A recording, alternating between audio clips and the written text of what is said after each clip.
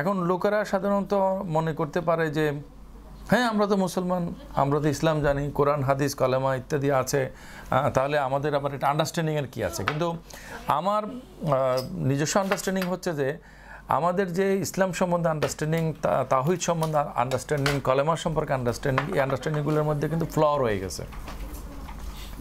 এইটা মাজারে গিয়ে শিরিক বেদাত করার সমস্যা না, এই সমস্যাটা হচ্ছে যে তাওহীদের ভেরি ইমপ্লিকেশনটা নিয়ে আলোচনা নিয়ে সমস্যা। তো এই সমস্যাটা আমার কাছে যেটা মনে হয় যে ব্রডলি আমি একজন ইসলামপন্থী এবং সোফার আমি মনে করি যে এখানে যারা আছে আমরা বাই রিলিজিয়ান ইসলাম, এবং maybe Islam could be the ideology of life and so on. যদি তাই হয় তাহলে ইসলামের আন্ডারস্ট্যান্ডিংটা কী আমি যদি ইনিশিয়েট করতে পারি 5 মিনিট যদি নিজে বলি দেন হতে পারে। আচ্ছা, তো সেটা হচ্ছে যে আসলে একটা 90% মুসলমানের দেশে আমরা হয়েছি, আমার বাপ মা মুসলমান, আমি মুসলমান, আমাকে I have to do this, I have to do that. আমরা যেভাবে বলি তুমি মেয়ে হয়েছো তোমাকে পর্দা করতে হবে, তুমি ছেলে হয়েছো তোমাকে মসজিদে যাইতে হবে, জুমার নামাজ পড়তে হবে, আমরা যেই মানে রুলস রেগুলেশনগুলো আরোপ করি, আমার কাছে যে মনে হয় যে এটা আমাদের একটা বেসিক ভুল হচ্ছে। কারণ যেই বাচ্চাটা, যেই পরিবারের সন্তানটা বা যেই মানুষটা সেই ইসলাম জিনিসটাকে সে রিয়েলাইজ করে নাই, মানে ঈমান আনা বলতে যেটা বোঝায়, জাস্ট সে ইনহেরিট করেছে এবং সেভাবে চলছে এবং সেটাকে অ্যাড্রেস করে ইসলামিক সংগঠন করে তোলা, ইসলাম কায়েমের চেষ্টা করা, আমার কাছে মনে হয় যেন এই জিনিসটা একটা ঘোড়ায় গলদ হচ্ছে। তো এই জন্য আমি একবার ওই যে একটা মাঝে মাঝে লিখি, তুমি বলছিলে যে এটা কেমন কথা যে জীবনবাদী, আমরা সবাই তো জীবনবাদী। হ্যাঁ, আমি মাঝে মাঝে চিন্তা করি, কালকে আপনাদের বাড়ি থেকে আসার সময় চিন্তা করছিলাম যে জীবনবাদী আসলে মানে কি। এই যে আমি ওনাদের ওখানে গেছি যে মাগরিব নামাজ পড়ছি, আমি খুব দেখছি আশেপাশে, খুব খেয়াল করি আর কি হয় না হয়। একটা স্কুটি চালায়, মাঝে মাঝে বাইকে করে ঘুরিয়ে দেখি, আমি বোঝার চেষ্টা করি। তো এখন এই একটা মানে কি বলা যায় যে জীবনের একটা অনুভবের মধ্যে দিয়ে আদর্শ হিসেবে ইসলামকে গ্রহণ করা বনাম একটা ডমিন্যান্ট সোশ্যাল কালচার হিসেবে অর অ্যাজ এ রিলিজন হিসেবে ইসলামকে অনুসরণ করা, এই দুইটার ক্ষেত্রে আমার মনে হয় যেন দুই ধরনের জিনিস। দুই ধরনের জিনিস হওয়ার কারণে আমি মনে করি আমি করতে চাই এবং আমি সেই কাজে আপনাদেরকেও সাথে পেতে চাই। সেই জন্যই আমাদের এই বয়সের তারতম্য সত্য, হৃদ্যতা বা এই যা কিছু, তো আমি চাই যে আমি যেভাবে এটাকে নিয়েছি পেয়েছি সেভাবে করে আমরা যাতে এটা পাই। তার মানে হলো যে সবাইকে এখন আমরা কেউ মুসলমান না, তাহলে আবার আসলে কে মুসলমান হয়, কলমার মানে ডিক্লারেশন দেওয়া হবে, ভোটার আইডি কি জানি বলে রেজিস্ট্রেশন করে যে আঙ্গুলের ছাপ দেওয়ার মতো সেরকম কিছু না, ব্যাপটাইজিং জাতীয় কোনো কিছু না। আমার মাথায় ঠিক এই শব্দটাই আসছে, ব্যাপটাইজিং জাতীয় কোনো কিছু না। কিন্তু মানে ওই যে তুমি একটু আগে যেটা বলছো ফোকাস করা, ওই যে মানে প্রচলিত শিক্ষা এবং ইসলামী শিক্ষার মধ্যে একটা সমন্বয়ের জন্য চেষ্টা করা, ভিতর থেকে জিনিসটা আসে, এটা একটা ডমিন্যান্ট একটা ট্রেন্ড হিসেবে থাকা। হ্যাঁ, এখন ইসলামের আমি যদি কনসেপচুয়াল দিকটা বলি, মানুষ মনে করে যে ফিলোসফির লোক এগুলো বলতেছে। এবং মজার ব্যাপার হচ্ছে যে 5 মিনিট পার হয়ে গেছে, মজার ব্যাপার হচ্ছে যে একটা ছেলে আমাকে বলছে যে মানে লম্বা কথার মূল কথাটা হচ্ছে যে সুদী ব্যাংকে চাকরি করাও বরং ভালো ফিলোসফি পড়ানোর চাকরি করার চেয়ে। কারণ সুদী ব্যাংকে চাকরি করলে কবিরা গুনাহ হয়, ইমান তো থাকে। আর ফিলোসফি হচ্ছে যে ইমামরা বলেছে, অমুক ইমামরা বলেছে, তমুক ইমামরা বলেছে, ইমামদের বিরাট সব হাওলা দিয়ে দেখাইছে যে ফিলোসফি হচ্ছে যে পড়াটা হচ্ছে কুফরি। সুতরাং আপনার উচিত নয় যে আপনার উচিত অন্য একটা প্রফেশন বেছে নেওয়া। একটা ইয়াং ছেলে আউট অফ হিজ সিনসিয়ারিটি সে আমাকে এটা বলছে। হ্যাঁ, তো কিন্তু আমি চাই যে আমার কাছে যেটা মনে হয় যে ইসলাম যে কথাগুলো বলে, তাওহীদের যে কথাগুলো বলে, এগুলো হ্যাঁ অসুবিধা নেই, ইসলাম যে কথাগুলো বলে, তাওহীদের যে কথাগুলো বলে, এগুলো হচ্ছে কোর ফিলোসফি।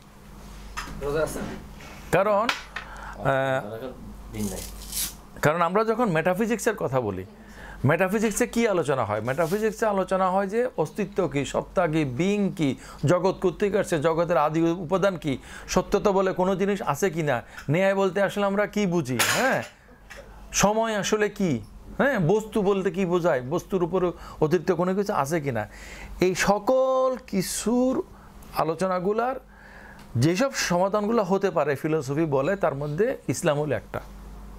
মানে আমরা যদি ফিলোসফিক্যাল টার্মে বলি, এটা হচ্ছে থিইজম, স্পেসিফিক্যালি মনোথিইজম। এখন এই ফিলোসফিক্যাল আউটলুকগুলো যদি আমি মনে করি যে সমাজের মধ্যে একটা ডমিনেন্ট ট্রেন্ড হিসেবে না আনা যায়, তাহলে ওই মানে লিগালিস্টিক, রিচুয়ালিস্টিক, ট্র্যাডিশনাল, কালচারাল যে ইসলাম, সেটা থাকবে, অবশ্যই থাকবে। যে কোনো আইডিওলজির একটা কালচারাল অ্যাসপেক্ট থাকে, হ্যাঁ, থাকবে। যে কোনো কনসেপ্টের একটা লিগ্যাল অ্যাসপেক্ট থাকবে। কিন্তু লিগ্যালিটিটা যখন কনসেপ্টের উপরে প্রায়োরিটি পায়, আইডিওলজির উপরে যখন কালচারটা প্রায়োরিটি পায়, তখন কিন্তু সেটা কিন্তু একটা জগদ্দল পাথর এবং একটা অচলায়তন হয়ে দাঁড়ায়। তা আমার কাছে মনে হয় যেন আমাদের সমাজের অচলায়তন ভাঙার জন্য ওই কনসেপ্টটা দরকার। এই যে গরু গোস্ত হয় না, ফ্রিজের মধ্যে রাখছে, তো জমাট বেঁধে গেছে, তারপরে কি করছে আমার ওয়াইফে, ফ্রিজ বন্ধ করে দরজা খুলে রাখছে, তারপর ওখান থেকে নিয়ে এরপর পানির মধ্যে ভিজায় রাখছে, রাইট? তারপরে সেটা নরম হয়েছে। তো তার মানে হচ্ছে যে আগে জিনিসটা চালু করতে হবে, এরপরে সেটাকে যা ডেভেলপমেন্ট করা। তো সমাজের জ্ঞানী গুণী লোকেরা যা করে, সাধারণ লোকেরা সেটা ফলো করে, হ্যাঁ। তো সেই জন্য আমি যেটা মনে করি, আমি যাদের সাথে বসছি এরা সবাই স্কলার, এবং প্রত্যেকেই হচ্ছে যে সমাজের মধ্যে নকিব এবং তারা অর্গানাইজার। তো এই কনসেপচুয়াল বিল্ড আপ আমি যেটা ফোকাস করলাম, এটা আসলে আমি কি ওভার ফোকাস করেছি, অথবা প্রপারলি যদি করে থাকি, তাহলে what is the way out to do it, এই হচ্ছে আলোচনার বিষয়।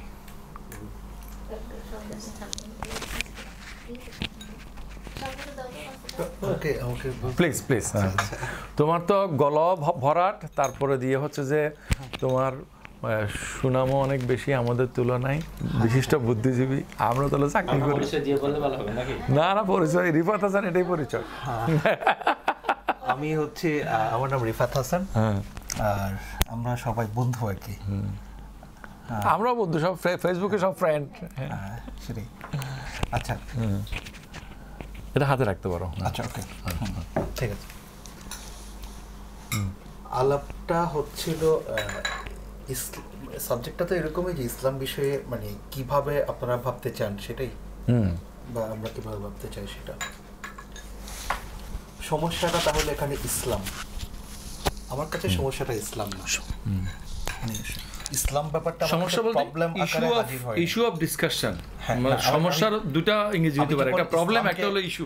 আমি যখন ইসলামকে ডিসকাশন করব, তখন সমস্যা আকারে ইসলাম আকারটা আমার কাছে হাজির নেই, ফার্স্ট অফ অল। দ্বিতীয়ত হচ্ছে, আমাদের এখানে যখন ইসলাম ব্যাপারটাকে আমরা ফেস করি, এর অনেকগুলো রূপ আছে। একটা রূপ হচ্ছে একটা সম্প্রদায়ের আত্মপরিচয়, যেটা হচ্ছে যে খুবই খুবই সেকুলার ব্যাপার। এটার আমরা আমাদের অ্যানসেস্টরদের থেকে আমরা যে পরিচয়টা পাইছি, এটা হচ্ছে আমরা মুসলমান। এই জিনিসটার ব্যাপারে আমাদের একটা এক ধরনের আলাপ চলতে পারে। আরেক ধরনের যেটা আলাপ, সেটা হচ্ছে ইসলাম ব্যাপারটার সাথে যে থিওলজিটা জড়াই গেছে। আপনি মূলত লোকেট করতে চাচ্ছেন আমাদের সংকটটা হচ্ছে থিওলজির সংকট এক ধরনের, মানে হচ্ছে ইসলাম বিষয়ক আমাদের যেটা আন্ডারস্ট্যান্ডিং, এখানে একটা জমাট পাথর বসে আছে, এই জমাট বরফ হয়ে আছে, এই জমাট বরফটা আমরা ভাঙতে পারছি না, এটা হচ্ছে আপনি মনে করছেন। এখন জমাট বরফটা আসলে কি? আমার কাছে যেটা শুরু করছিলাম সেটা হচ্ছে ইসলামকেই যেহেতু আমি প্রবলেম আকারে বুঝতে চাই না, সেজন্য আমার কাছে সমস্যাটা ইসলাম না, সমস্যাটা হচ্ছে আসলে মানে আমাদের আমাদের আমাদের বোঝাপড়ার ভিতরে ইসলাম বা এই ধরনের অনেকগুলো ইসলাম মূর্তি আকারে হাজির হয়ে আছে। এটাকে আমি বলি যে ইসলামের মূর্তি। ইসলামের যেটা ঐতিহাসিক অবদান সেটা হচ্ছে যে মূর্তি ভাঙা খুব গুরুত্বপূর্ণ একটা ইসলামের কাজ। মূর্তিকে ভেঙে ফেলেছেন রাসূলুল্লাহ সাল্লাল্লাহু আলাইহি ওয়াসাল্লাম। কিন্তু দেখা যাচ্ছে এখন যারা ইসলামের পূজারী, তারা এরকম অনেকগুলো ইসলামের মূর্তি নিয়ে এক একটা মন্দির বসাইছে, মানে মূর্তিটা বলতেছে মোর দেন স্ট্রাকচার সাম আইডোলেট্রি, মানে যেটাকে অবশ্যই আমাকে মেইনটেইন করতে হবে। এক্স্যাক্টলি আইকোনোপ্লাজম বলা যায়। হ্যাঁ আইকোনোপ্লাজম বলা যায় কিনা? আইকোনোক্লাজম, হ্যাঁ হতে পারে, আইকনকে আইকনাইজেশনও বলা যেতে পারে, আইকনাইজেশনও বলা। ও তার চেয়েও বলতো, মূর্তি বলতেও বোঝাতে চাচ্ছে যে এমন rigid structure, the only way just এটাকে তুমি মানে পূজা করবা, মেনে চলবা, এটাকে তুমি তাই এখন চ্যালেঞ্জ করা যাবে না। এখন কথা হচ্ছে ইসলাম ইটসেলফ যখন ইন্ট্রোডিউস করছেন রাসূলুল্লাহ সাল্লাল্লাহু আলাইহি ওয়াসাল্লাম, উনি কোনো রিজিড ওয়ার্ড ব্যবহার করেন নাই, উনি ব্যবহার করছেন হেদায়া শব্দটা। হেদায়া হচ্ছে এমন একটা মানে অনন্ত সম্ভাবনাময় শব্দ, এখানে আপনি কোনো রিজিড কোনো একটা জিনিসকে দাঁড় করাতে পারবেন এটা সামনে। হেদায়া অর্থ হচ্ছে পথ প্রদর্শন। তা পথ প্রদর্শন এটা তো এমন একটা অসাধারণ শব্দ, মানে উন্মুক্ত শব্দ দিয়ে আমাদের এখানকার যেসব পৌত্তলিক ইসলামকে আপনি কোনোভাবেই বুঝতে পারবেন না। ইসলাম যতটা প্রদর্শক ভূমিকায় থাকতে চাই ততটাই আমার জন্য কনসার্ন, যতটাই ইসলাম আমাদের কাছে পৌত্তলিক হয়ে হাজির আছে ততটাই এটা আমার কাছে পরিত্যাজ্য মনে করি। এবং সেটা অনেকগুলা কনসেপচুয়াল আপনার মূর্তি আকারে হাজির আছে আমাদের এখানে। যেমন ধরেন আমাদের এখানে ইসলামের প্রধান সমস্যাগুলো কী কী, যদিও আপনি বলতে চাচ্ছেন আমাদের প্রধান সমস্যা হচ্ছে তৌহিদের প্রপার আন্ডারস্ট্যান্ডিং, আমি মনে করি না। কারণ হচ্ছে যে তৌহিদের প্রপার আন্ডারস্ট্যান্ডিং যে জিনিসটার কথা বলতে চাচ্ছেন সেটা হচ্ছে যে অনেক গভীরতর আলোচনার একটা গভীরতর পর্যায়ে, কিন্তু তার বাইরে যে সংকটটা আমরা দেখি সেই সংকটটা কোনো তৌহিদ বা ইসলামের আলোচনা না। এটার আলোচনাটা হচ্ছে আমাদের ভিতরে আমরা অনেক রকম প্রেজুডিস নিয়ে জীবন সম্পর্কিত ভাবনাগুলোকে ফেস করার চেষ্টা করি।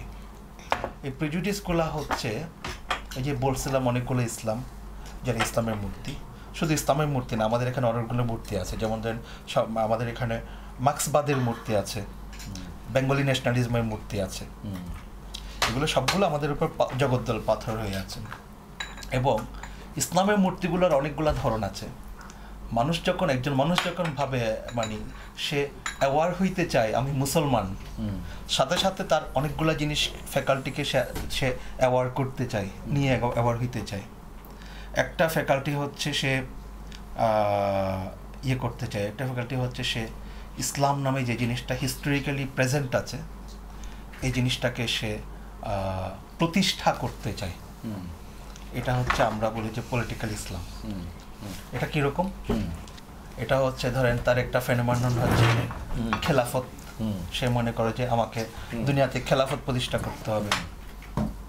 বাংলাদেশে এটার পপুলার ফেনোমেনন হচ্ছে আপনার আল্লাহর আইন, যেটা বাংলাদেশের পলিটিক্যাল ইসলামিস্ট বিশেষ করে জামাত ইসলামীরা এগুলো করতে চায়, এই কথাগুলো বেশ পপুলার করছে। এবং বিশেষত সংকটটা দাঁড়াইছে যখন আমরা আমাদের রাষ্ট্র বিষয়ক ধারণাগুলো মানে পলিটিক্যাল কনসেপ্টগুলোকে ইসলামিক কনসেপ্ট আকারে বুঝতে চাচ্ছিলাম, ইসলামাইজেশন করতে চাচ্ছিলাম যে কোনো জিনিসের। তখন ইসলামাইজেশনের যে মূর্তিটা আমাদের কাছে হিস্ট্রিক্যালি হাজির আছে, হিস্ট্রিক্যাল কম্পোনেন্টটাকে হিস্ট্রিক্যালি না বুঝে আমরা এটাকে একটা রিজিড ইসলামিক মূর্তি আকারে বোঝার চেষ্টা করেছি। যেমন খেলাফতটাকে এভাবে বোঝার চেষ্টা করেছি। দেখা যাচ্ছে খেলাফতের সময় সাহাবিদের ভিতরে নিজেদের ভিতরে যুদ্ধ পর্যন্ত হয়েছে, কিন্তু এখনকার আমরা সেই সাহাবিদের সেই পরস্পর বিবদমান দুটা পক্ষ নিয়ে কোনো রকম ক্রিটিক্যাল কথা বলতে পারবো না, কিন্তু আমরা খেলাফত চাই। তা কোন খেলাফত চাই? ঘটনা হচ্ছে ওই জিনিসগুলো তো ওরা এক একটা মূর্তি নিয়ে হাজির হয়েছে, ওরা বলতেছে খেলাফত হচ্ছে একটা মূর্তি, আমাদেরকে খেলাফতের দিকে যেতে হবে। আমার ইসলাম বিষয়ে কনসার্ন ততটুকুই যতটুকু ইসলাম আমাদের কাছে বিভ্রান্তি আকারে, এই ধরনের বিভ্রান্তি আকারে হাজির আছে। সরলতার বাইরে যেসব ইসলাম, এটা ইসলাম না। ইসলাম হচ্ছে তো সেটুকুই ইসলাম আমার কাছে যে ইসলামটা আমার ফিতরতের সাথে যায়। ফিতরত হচ্ছে তাই, যেটা হচ্ছে আমাকে এত তত্ত্ব দিয়ে বুঝতে হবে না, কোনো কিছু দিয়ে বুঝতে হবে না। এটা কোরআন শরীফে বলা হয়েছে, সেটা হচ্ছে মানুষকে আল্লাহ ফিতরতে মধ্যে জন্ম দিয়ে তৈরি করেছেন, সৃষ্টি করেছেন। এবং এই ফিতরতটা হচ্ছে তাই যা আমার কলব, যা আমার বিবেক বলে সেটাই হচ্ছে ইসলাম। এটার জন্য বাকি যত সব ফেনোমেনন তৈরি হয়ে আছে হিস্ট্রিক্যালি, এগুলোকে হিস্ট্রিক্যাল বাস বিচার ছাড়া কোনোভাবেই গ্রহণ করব না। এটার হিস্ট্রিক্যাল বাস বিচারটাই গুরুত্বপূর্ণ। আমি মনে করি যে আপনারা যে কাজটা করছেন, সিএস যে কাজটা করতেছেন, কিছুদিন আগে আপনাদের ওখানে কোন একটা লেখা পড়ছিলাম। লেখাটা হচ্ছে নাস্তিকদেরকে মুরতাদদের কি শাস্তি, এটা নিয়ে একটা অনুবাদ। খুবই মানে ইন্টারেস্টিং, অসাধারণ লেখা এটা। আমার খুব হয়েছে, সেদিন প্রথম মনে হলো যে আপনারা খুব গুরুত্বপূর্ণ কিছু কাজ করছেন। কারণ হচ্ছে এই ধরনের অনেকগুলা কনসেপচুয়াল ঝামেলা আমাদের ইসলামগুলা তৈরি করে দিছে। আমাদের এখানকার সবচেয়ে মডার্ন ইসলাম করে যে জামাত ইসলামী। সেই মডার্ন ইসলামিস্টরা এই ধরনের জামাত ইসলামীকে সবাই কিন্তু মনে করছে যে বাংলাদেশের 1 নম্বর ইসলামী সংগঠন, মডার্ন ইসলাম সংগঠন। স্বাভাবিকভাবে বাংলাদেশে একমাত্র মডার্ন ইসলামিস্ট তো জামাত ইসলামী। স্মার্ট কথাটাকে বলা যায় না, স্মার্ট বলতে পারি না, স্মার্ট তো স্মার্ট বলতে পারি। এটা মডার্ন ইসলাম পালন করে, হ্যাঁ সমস্যা নেই। না আমি সেই অর্থে চাই না, শব্দটা আপনি বলে নাই তো আমি বলছি ওইটা বুঝাই। আমি বলতে চাচ্ছি, আমি পোস্ট করছিলাম যে স্মার্ট হইতে পারে কিনা আর কি। স্মার্ট না কম্পারেটিভলি স্মার্ট, স্মার্ট ইজ মানে বাংলাদেশে না স্মার্ট কম্পারেটিভলি স্মার্ট। হ্যাঁ ফ্যান বন্ধ করে দাও, ফ্যান বন্ধ। হ্যাঁ টু সরি সেকেন্ড সুইচ না আমি দিচ্ছি তো সেকেন্ড সুইচটা। তো বাংলাদেশে ইসলাম সম্পর্কিত এদের যেটা ধারণা, বাংলাদেশে ইসলামের মুসলমানদের ভিতরে একটা এলিট অংশের ভিতরে তারা খুব জনপ্রিয়। এলিট অংশের ভিতরে, আম মুসলমানদের ভিতরে আর জনপ্রিয় না। হ্যাঁ, ইনফ্যাক্ট তারা সেটা হইতেও বোধহয় চায় না। হ্যাঁ, হইতে চায় না। ওরা চায় কি চায় না সেটা গুরুত্বপূর্ণ না আমার কাছে। আমার কাছে গুরুত্বপূর্ণ হচ্ছে যে এরা যেটা করছে সেটা চরিত্র। আমি যেহেতু ওয়ান অফ দেম ছিলাম সেজন্য আমি বলতে পারি। হ্যাঁ, সেটা অথেন্টিক, এবং যেটা আমি যেটা দায় দায়িত্ব স্বীকার করছি, হ্যাঁ সেটা আপনার বলাটা অথেন্টিক হবে। হ্যাঁ, তারা চায় না, তারা পাবলিককে চায় না। যেখানে মধ্যে পড়তে হয়, লিখতে হয়, রিপোর্ট লিখতে হয়, রিপোর্ট দিতে হয়, তাহলে যেখানে লেখাপড়ার সাথে সাধারণ মানুষরা নেই সেখানে তাদের অ্যাক্সেসও নাই। কথা সোজা। এটা চেঞ্জ করে ফেললাম, চেঞ্জ করলে জামাত ইসলামী হবে না, অন্য কিছু হবে। কোথায় যাবো? জামাত ইসলামী হবে। মানে এটাই, মানে প্রথম কথা হচ্ছে যে আমাদের এই ধরনের জঞ্জালগুলোর ব্যাপারে, জঞ্জালগুলোকে পরিষ্কার করে সরল হইতে হবে। সরল যেটা সরল, যেটা আমাদের জঞ্জাল কইছে এটাও কিন্তু তোমার আগের কথার সাথে মিলে, তোমার জঞ্জাল বলাটা কনসিস্টেন্ট। কারণ তুমি বলছো যে ওই যে পৌত্তলিক ইসলাম, মানে ইসলাম যার যার মতো করে ইসলামের মূর্তি কারা করা হয়েছে। জামাতের কাছে শুধুমাত্র ইসলাম মূর্তি না, জামাতের কাছে আধুনিক রাষ্ট্র একটা মূর্তি। এদের কাছে আইন ব্যাপারটাও একটা মূর্তি। এরা যখন আল্লাহর আইন চায়, এটা একটা মূর্তি। মানে এটা মানে বিলা কাইফা, not how and why, but it is that. সবকিছুর এমন একটা মূর্তি বানায় রাখছে, এটারে কোনো রকম ভাবে এরা আর কোনো কিছু বিলা কাইফা একটা আন্ডারস্ট্যান্ডিং এর মধ্যে প্রশ্ন করা যাবে না। তো আমার ইসলাম কনসার্ন যতটুকু এটারে আমার, কিন্তু ওরা তো বলে যে এগুলোর পিছনে তারা রেফারেন্স খাড়া করে। সাপোজ তারা বলে যে ইনিল হুকমু ইল্লা লিল্লাহ, কোরআনের আয়াত। হ্যাঁ, তারপরে দিয়ে হলো যে মানে আল্লাহ ছাড়া তুমি যদি করো তাহলে তুমি মানে কি কাফের। হ্যাঁ, তুমি আল্লাহর পক্ষে যে ইয়েগুলো আছে, রেফারেন্সগুলো আছে, এবং তাদের ভাষায় সেগুলো নাসে কাতঈ, মানে কি একেবারে অকাট্য দলিল। না, আমি এই আলাপে যাব না। ওরা কি রেফারেন্স ইউজ করে এবং এটা অকাট্য দলিল কি দলিল না, এই ব্যাপারে যাব না। এটা হচ্ছে ওদের আপনাদের আলোচনা। আমি আমার থেকে একটু সরে যাচ্ছি। আমার সেই জায়গায় মানে পদ্ধতি, আমার কাজের পদ্ধতি হচ্ছে, কাজের পদ্ধতি এমন কোন কাজের পদ্ধতি না কোরআন সুন্নাহতে কোনো রেফারেন্স চাই। রেফারেন্স তোরা দিতে পারে, এবং কোরআন সুন্নাহকে এরা পাঠ করে হচ্ছে পৌত্তলিক ভাবে। কথা বলার সময় একটু মাইক্রোফোনটা দিতে। এরা কোরআন শরীফকেও পাঠ করে পৌত্তলিক ভাবে, এবং কোরআন শরীফের যখন একটা আয়াত যখন ওরা পড়ে এবং ওইটাকে ওরা রেফারেন্স হিসেবে যখন দেয়, রেফারেন্সটা হচ্ছে একটা পৌত্তলিক ব্যাপারের মধ্যে। মানে হচ্ছে রাসূলুল্লাহ যাদের বিরুদ্ধে জিহাদ করছে তারা হচ্ছে ওয়ান অফ দেম। বাংলাদেশ রিফাতের পজিশনটা বেশ এক্সট্রিম, না? ওকে, লেট হিম এক্সপ্লেইন। আচ্ছা, না আপাতত ছড়াক না, আলাপ আরো চলবে। হ্যাঁ, আলাপের প্রসঙ্গ অনেক সুন্দর আসছে, ভালোই হচ্ছে। স্যার আমি একটু বলতে চাচ্ছি, সেটা হচ্ছে রিফাত ভাইয়ের আলোচনা শেষের দিকের থেকে প্রথম দিকের আলোচনাটা মানে খুব উপভোগ্য ছিল আমার কাছে, একেবারেই অসাধারণ। মানে কথাগুলোর বাচনভঙ্গি, ডিজাইন বা কথার থিওলজি কিন্তু পরে এসে আমরা মনে হচ্ছে যে আলোচনাটার মূল ফোকাসের জায়গাটা থেকে সরে গিয়ে একটু জামাতের উপর ফোকাস করে ফেললাম। এটা হচ্ছে যে না, মোজাম্মেল ভাই এই জিনিসটা আনছেন। আমি নিজের পরিচয় দিতে গিয়ে আসলে একটু ফোকাস হয়েছে। এখন আমি যেটা জানতে চাচ্ছি আরেকটা বিষয় হলো স্যার, আমি যেটা প্রাসঙ্গিকতা চাচ্ছি, এই আপনি যে আলোচনাটা, আমি একটু যেহেতু বেবি নিয়ে একটু ছিলাম, একটু কোন জায়গাটাতে ফোকাস করতে চাচ্ছেন? সৌন্দর্য, ফোকাসটা কোন জায়গায় আপনাদের আলোচনা? হ্যাঁ, ইসলাম সম্পর্কে আন্ডারস্ট্যান্ডিং। তো রিফাত ভাইয়ের যে আন্ডারস্ট্যান্ডিংটা যদি আমি বুঝে থাকি, সেটা হচ্ছে যে it is a very simple. মানে যে শব্দটা বললেন সেটা হচ্ছে যে মানে আমরা আমাদের প্রাত্যহিক জীবনযাপনের ক্ষেত্রে মানে সেটা হচ্ছে যে আমরা আমাদের মতো করে সিদ্ধান্ত নেব। এটা কোরআন হাদিসের রেফারেন্স নিয়ে চলার দরকার নেই। বা ওকে, বলেন। এটা হচ্ছে ওনার কথাটা আমি বলবো। ঠিক আছে, হ্যাঁ, না আমি জাস্ট আপনারটা এবার রিভাইজ করে নিজের জন্য আন্ডারস্ট্যান্ডিং আনতে চাচ্ছি। মানে আপনি এরপরে তুমি আচ্ছা আচ্ছা আপনি বলেন, আমি যেটা বুঝছি সেটা যদি এরকম হয়। হ্যাঁ, সেটা আছে। আচ্ছা, এটা রিফাতের কাছ থেকে শুনবো। আমি একটু বলি, একটু মাসুদ, এটা অসুবিধা নেই, এখানে আচ্ছা আরো পরেও বলতে পারি, না বলেন বলেন বলেন। এখনো তেমন কথা রেডি হয়নি। কথা মানে এই যে রিফাত তো কিছু পয়েন্ট বললো, পয়েন্টগুলোতে কথা বলতে পারি। পয়েন্টের উপর কোনো পয়েন্টের বিপক্ষেও বলতে পারো, পক্ষেও বলতে পারো।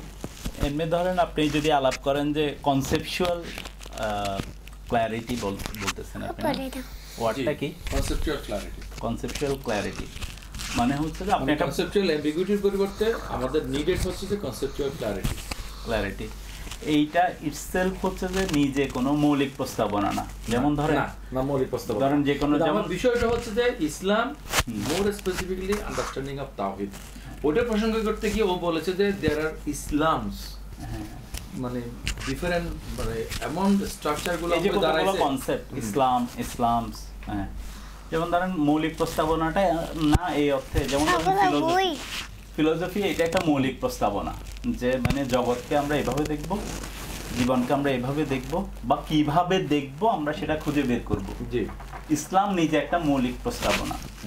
তো সেই সম্পর্কে আপনি যখন কনসেপচুয়াল ক্ল্যারিটি বলতেছেন, এটা একটা মানে ছোট স্কোপের মধ্যে, তার মানে হচ্ছে যে কনসেপচুয়াল অ্যাম্বিগুইটি ঘুরছে, সে কারণে কনসেপচুয়াল ক্ল্যারিটির দরকার। সেই জায়গায় আপনার যেসব অথরিটি আছে, অথরিটি বলতে আমি বুঝাচ্ছি যে যারা সেটা বিলং করে, যে পপুলেশন, সেই পপুলেশনকে আপনি কোনো একটা পার্টকে রিজেক্ট করা বা কোনো একটা পার্টকে অ্যাকসেপ্ট করার মধ্য দিয়ে কনসেপচুয়াল ক্ল্যারিটি ঘটে না, বরঞ্চ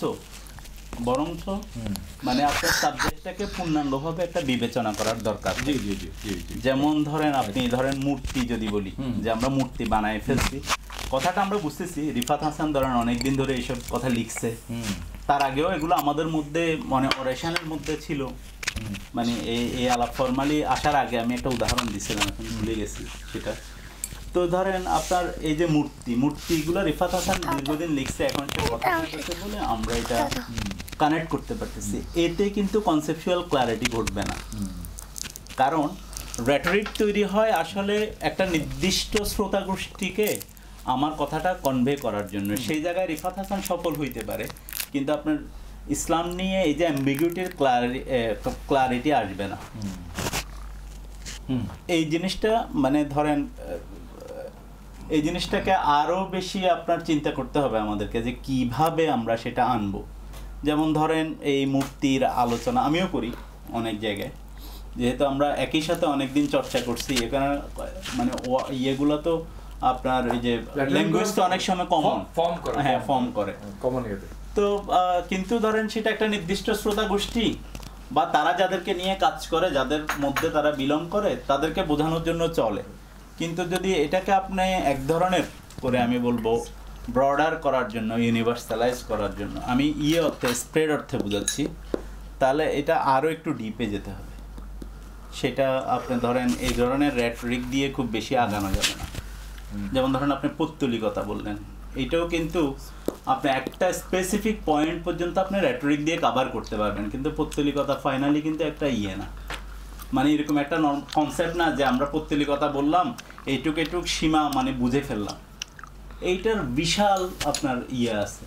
পৌত্তলিকতা বলতে আপনার যেই মোল্লা মুন্সিকে নিয়ে আলাপ করছি সেই কি বুঝে, আবার তাকে সে পৌত্তলিকতা করতেছে বলে আমি যেটা একিউজ করতেছি, এইটার অর্থ সে কি বুঝে আমি কি বুঝি, ইটস এ কমপ্লেক্স ম্যাটার। আমি রিফাতের কথাটা যেটা বুঝেছি সেটা হচ্ছে যে পৌত্তলিকতা বলতে আমি যেটা বুঝি সেটা হচ্ছে যে একটা এমবডিমেন্ট তৈরি করা হয় এবং মনে করা হয় যে এই এমবডিমেন্টের সাথে সেই দেবতা বা দেবীর বা হায়ার অথরিটির একটা যোগাযোগ আছে। যোগাযোগ থাকার কারণে আমি এটাকে এখন এটা মেনে চলছি, এটা করলে ওটা হবে, এটা স্যাটিসফাই করলে।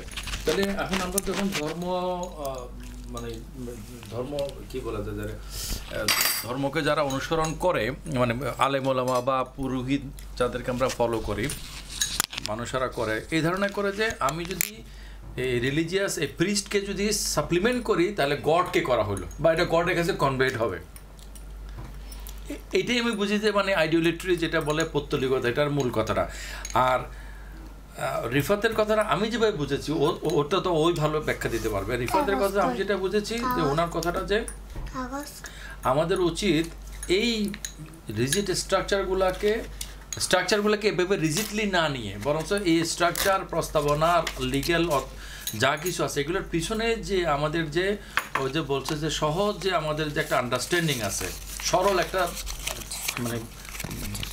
একটা সিম্পল একটা যে থট আছে, ব্যাপার আছে, ওই জিনিসটা থাকতে হবে, ওইটাকে ফোকাস করতে হবে। এবং ওইটা হইতে পারে যে আমাদের ঐক্যের ভিত্তি, মানে not the law but the objective of the ল।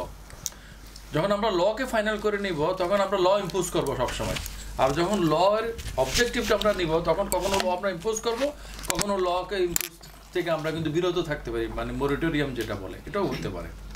আমি একটু বুঝছি আর কি। হ্যাঁ, আমার এই কথার উদ্দেশ্য ওকে রিফিউট করা না, মানে রিফিউট করলে খারাপ ভালো অর্থে না। আমি কি বলতেছি, কথাটা যেহেতু আসছে পৌত্তলিকতা, এটা অন্যরা পড়াশোনা বলবে যে কথাটা কেন। আমার শুধু এখানে বলার উদ্দেশ্য এটা, আমরা যখন এই ধরনের রেটগুলো করি এটা একটা নির্দিষ্ট অন্যরা পৌত্তলিক, আমরা তৌহিদের মধ্যে আছি। এখন ওর কথা মতো আসলে আমরা মূর্তি পূজা না করলেও আমাদের ধ্যান ধারণাটা ওই মূর্তি পূজার তুল্য হয়ে দাঁড়াচ্ছে। সবার না, যারা করতেছে আর কি, যারা ওই ধরনের মানে চিন্তার ইসলাম যারা করছে চিন্তা এবং প্র্যাকটিস দুইটারই একটা স্ট্যাগন্যান্সির ব্যাপার। এটা যেখানে স্ট্যাগন্যান্স হয়ে যায় সেখানে সেটা মূর্তি হয়ে যায়। এইটা ধরেন মানে একটা ক্লোজ অডিয়েন্সের জন্য এই কথাটা ঠিক আছে, কিন্তু আমি বলতেছি যে কনসেপচুয়াল ক্ল্যারিটি এরকম ক্লোজ অডিয়েন্স নির্ভর না। না, এটা ঠিক আছে। হ্যাঁ, সেই জায়গায় নিয়েছে আমি এখানে লিখেছি যে আসলে নেগেটিভ প্রসেসে কোনো ক্লারিফিকেশন হয় না। ক্লারিফিকেশন ইজ অলওয়েজ একটা পজিটিভ ফেনোমেনা। আমি আমার মানে কাউকে সমালোচনা করে রিফিউট করা তার মানে আমার ক্লারিফিকেশন হলো সেটা না। তাহলে এইখানে আমার ইয়েটা হচ্ছে যে তোমার সাথে আমি একমত। জি।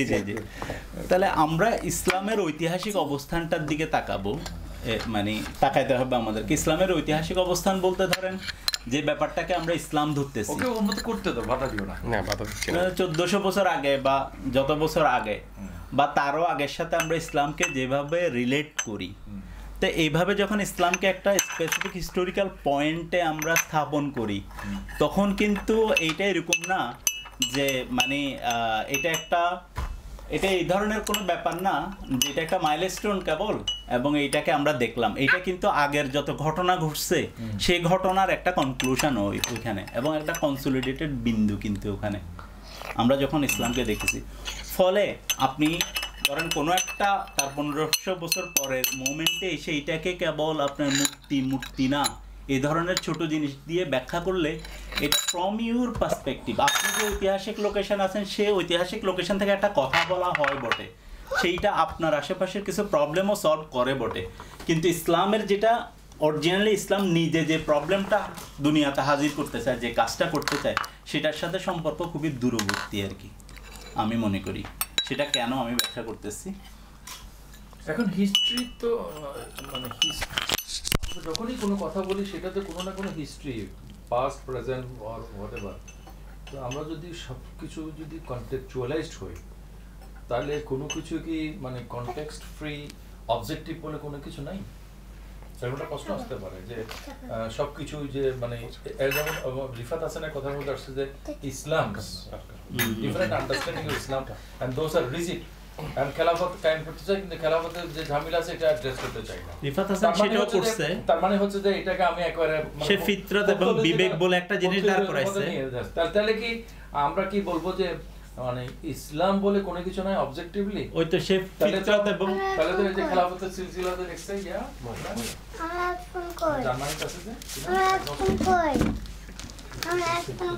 খেলাফত জিহাদের সিলসিলা ওই যে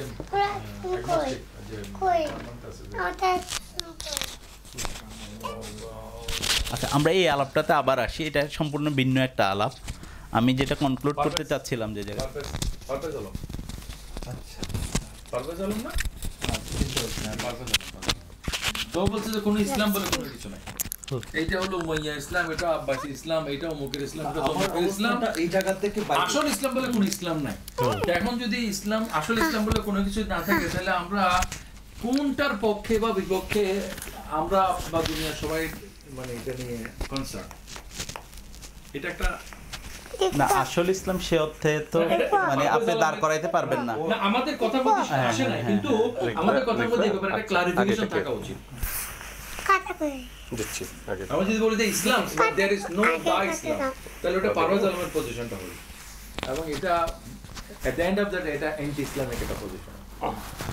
পারভেজ আলমের এই কথা দ্বারা সে কি বোঝাতে চাইছে? ইসলাম বলতে কিছু নেই? উমাইয়াদের একটা ইসলাম, আব্বাসীদের একটা ইসলাম, শিয়াদের একটা ইসলাম, সুন্নিদের একটা ইসলাম, তোমার একটা ইসলাম, আমার একটা ইসলাম, এরকম তো খ্রিস্টানদেরও আছে। সৌদি আরবের আর ইসলাম, একবিংশ শতাব্দীর একটা ইসলাম, দ্বাবিংশ শতাব্দীর একটা ইসলাম, এই বিভিন্ন ইসলাম, তুমি কোন ইসলাম ফলো করো? না ওর কথা আপনার ইসলামিক বা অ্যান্টি ইসলামিক হিসাবে আমি থেকে আসতে হবে। এখন কিন্তু সরল যেটা আন্ডারস্ট্যান্ডিং এর কথা, ও সরল বলতে কি বোঝাচ্ছে আমি ওটা বলতে হবে। আমরা যেটা দেখি যে জিবরাইল আলাইহিস সালাম মানুষের সুরত নিয়ে দাহিয়া ইবনে কালবি সাহাবীর সুরত নিয়ে আসছে, রাসূল সাল্লাল্লাহু সামনে বসছে এবং ওনারা পরস্পর আলোচনা করছে ইসলাম কি, ঈমান কি, ইত্যাদি ইত্যাদি। তো এটাই তো আমাদের মনে করে ভিত্তি।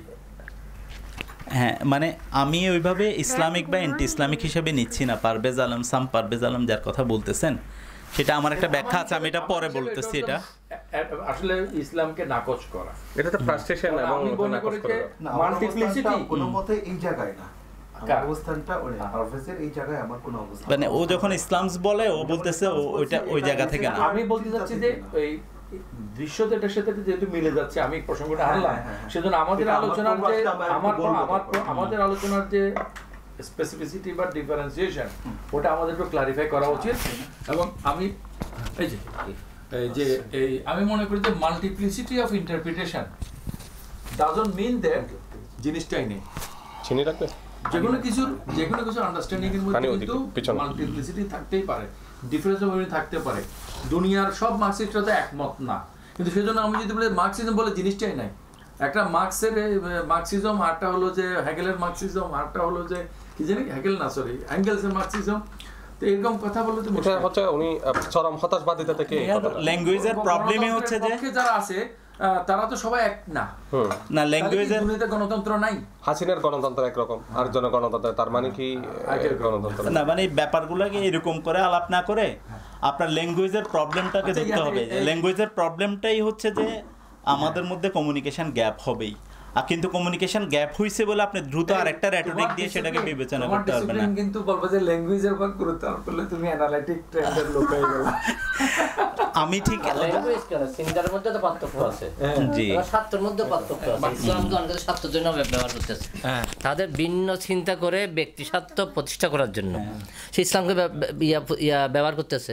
তো চিন্তার ক্ষেত্রে পার্থক্য আছে না, ল্যাঙ্গুয়েজ হবে কেন? ও বলতে যাবে যে ল্যাঙ্গুয়েজের চিন্তার পার্থক্যটা ল্যাঙ্গুয়েজের মধ্যে। আপনি এখন যে কথাটা বলছেন আপনি কি ধরে নিচ্ছেন যে আপনি কথাটা যেই মিনিং দিয়ে বলছেন আমি এটা বুঝে ফেলছি? এটাই প্রবলেম আর কি। ল্যাঙ্গুয়েজ সেটা আপনি বুঝছেন ঠিক আছে, আমি বুঝি নাই তো, আপনি বুঝছি আমি কিছু একটা, কিন্তু আমি যেটা বুঝছি সেটা 70%ও হইতে পারে, 110%ও হইতে পারে, যেটা আপনি বলেন। আচ্ছা, মাঝখানে আমি একটা কথা বলি, সেটা হচ্ছে যে স্পিকিং দ্য সেম ল্যাঙ্গুয়েজ বলে একটা কথা আছে। আমি যখন ক বলি, এই ক বলতে আমি যা বুঝাই সেটা শ্রোতারাও কিন্তু তাই বুঝতে হবে। একটু আগে আমরা যেটা কথা বলতেছিলাম, আমরা যখন বলে জঙ্গি বলতে আমরা কি স্বাধীনতাকামী যোদ্ধাকে বোঝাচ্ছি নাকি দুষ্কৃতিকারী বোঝাচ্ছি? সেই জায়গায় আমি বলতেছিলাম লোকমান ভাইকে যে আপনি দ্রুত যখন গণতন্ত্রের উদাহরণে চলে গেলেন হাসিনারিয়া, তখন আপনি যেটা করছেন আপনি ল্যাঙ্গুয়েজের বারটাকে অতিক্রম করার চেষ্টা না করে আরেকটা রেটরিক টানতেছেন, যেইটা হচ্ছে যে আপনার সাথে আর আলাপ সম্ভব না ওই বক্তার। কেন আপনাকে সবসময় চেষ্টা করতে হবে উনি যেটা মিন করছে সেই জায়গায় পৌঁছানোর চেষ্টা। এইটা হচ্ছে যে আপনি যখন এইরকম একটা তবে ল্যাঙ্গুয়েজের ডিফারেন্সিয়েশনগুলো মাথায় রেখে আমাদেরকে কিন্তু সরলভাবে আগাইতে হবে, কারণ আমরা ল্যাঙ্গুয়েজ ঠিক করে আলোচনা করতে পারবো না, বরং আলোচনা করতে করতে ল্যাঙ্গুয়েজ ঠিক হয়ে যাবে। আলোচনাটা ল্যাঙ্গুয়েজ করার জন্য না, বরং একটা অ্যাপ্রোচ থাকা দরকার, একটা অ্যাপ্রোচ থাকা দরকার। আমি যে জায়গায় আসতেছিলাম, এখন আমি যদি রিফাত হাসানকে প্রবলেমেটাইজ করি যে র্যাটরিক দাঁড় করানোটা একটা পৌত্তলিকতা নিজেই, তখন থার্ড আরেকজন কাউকে লাগবে কনসেপচুয়াল ক্লারিফিকেশনের জন্য, ক্লারিটির জন্য। মানে আমি যে বললাম ইসলামকে এইভাবে যে দেখতেছেন ভাই, এটা পৌত্তলিকতা, এই যে র্যাটরিক করলাম, তারেক আসে বললো যে ভাই এটা আরেকটা পৌত্তলিকতা আপনি করলেন, প্রবলেমকে আপনি আরো স্ট্যাগনেন্ট করলেন। আমি সেই জন্য বলতেছি, আপনি যখন কনসেপচুয়াল ক্লারিটি বলেন, সেইটাকে আপনি ফরওয়ার্ড করবেন কিভাবে, সেইটা বরংস মেথডের আলাপটা অনেক গুরুত্বপূর্ণ, এমনকি ল্যাঙ্গুয়েজের আলাপ। এখন তো তারেক তো আবার এটাও বলতে পারে যে আপনি মেথডটাকেও এক ধরনের বলবে আপনার মেথডটা না হলে সেই কারণে না, সেই কারণেই তো আমি বলতেছি যে আমাদের সবাইকে এমন এক জায়গায় একমত হইতে হবে যে কনসেপচুয়াল ক্লারিটি কোন জায়গায়, বলতে তো পারে সে। না, এটা রিফাতের এই পয়েন্টের মধ্যে আসা যেতে পারে যে সরলতা। আমি আমার জায়গাটা এখানে একটু শেষ করি, আপনি কনক্লুশন করেন না, সরলতা বিষয়ে আলোচনা হবে না, কনক্লুশন হবে সন্ধ্যার সময়, এখন মাত্র শুধু সময়ও হবে না।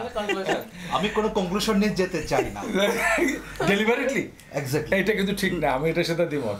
আমার যদি ফ্যাক্টস যদি আমাকে ফাইন্ডিংস দেয়, আই মাস্ট অ্যাকসেপ্ট ইট। না, এখানে কনক্লুশন বলতে আপনি যা মিন করতেছেন সে সেটা মিন করতেছেন, আরেকটা করতেছেন। সবাই আমার ফাঁদে পা দিচ্ছেন কেন আপনারা সবাই? বলছে কারণ হচ্ছে কি, আমি কালকে আমার ইয়ের সাথে কথা বলতেছিলাম যে আমরা যখন কোনো আলাপ করি, এটা ক্লাসিক্যাল মোডটা হচ্ছে আমরা একটা কনক্লুশন পাইতে চাই, হ্যাঁ পাইতে চাই। এখন আমার মুডটা হচ্ছে না পাইলেও বানায়নি, হ্যাঁ বলে বানানি, বা এটা একটা ওই শিক্ষক সুলভ ব্যাপার যে আমি একটা সমাধান দিতে চাই জাতিরে শিখাইতে চাই। এখন না, আমরা ফিলোসফির লোকেরা কোনো সমাধান দিতে চাই না, আমরা খালি ফরেন এগেইনস্টে বলি শেষ করি। কি বলে মাসুদ, তুমি আমার উদ্ধার করে, কিন্তু নাইলে ও কিন্তু আমারে কিন্তু শিক্ষক ক্যাটাগরি, আমরা কিন্তু ফিলোসফির লোকেরা different. Not necessarily you are the শিক্ষক, আমার আশেপাশে অনেক শিক্ষক আছে, কিন্তু আমরা সবাই এখানে ফ্রেন্ড হিসেবে বসছি। হ্যাঁ, আমার আশেপাশে অনেক শিক্ষক আছে, আমার বন্ধুরাও শিক্ষক এখানে। আমি হচ্ছে আমি এই প্রবণতাটাকে একটু বাইর হইতে চাই, কারণ হচ্ছে হ্যাঁ এই প্রধানের বেরোতে চাই হচ্ছে যে মানে কাউকে শিক্ষা দেওয়ার উদ্দেশ্য না, আমরা জিনিসটা বুঝতে চাই। মূল কথা হচ্ছে বোঝাপড়াটা ক্লিয়ার করা, আমরা কি বুঝতে পারছি সেটা ক্লিয়ার করা। Not necessarily at the ending সন্ধ্যার সময় এসে আমরা সবাই একমত হয়ে এখান থেকে ফিরে যাব, বরং একমত না হওয়াটা আমাদের জন্য বেশি গুরুত্বপূর্ণ। আমরা এটা একমত হব যে আমাদের সবাইকে একটা কমন মিনিং এর উপর আসার জন্য চেষ্টা করতে হবে। করতে হবে ধরনের যাবতীয় ধারণার বিরোধী আমি, কি করতে হবে না করতে হবে এগুলোকে আমি খুব বোল্ডলি। আচ্ছা, এই ধরনের রেটরিকও প্রবলেম এটা, এবং মানে আলোচনা মানে এদের সাথে আলাপ করা যায় না, আর যে করতে হবে এটাও একটা প্রবলেমেটিক, কারণ এটার এই ল্যাঙ্গুয়েজের আলাপে আমি না যাই।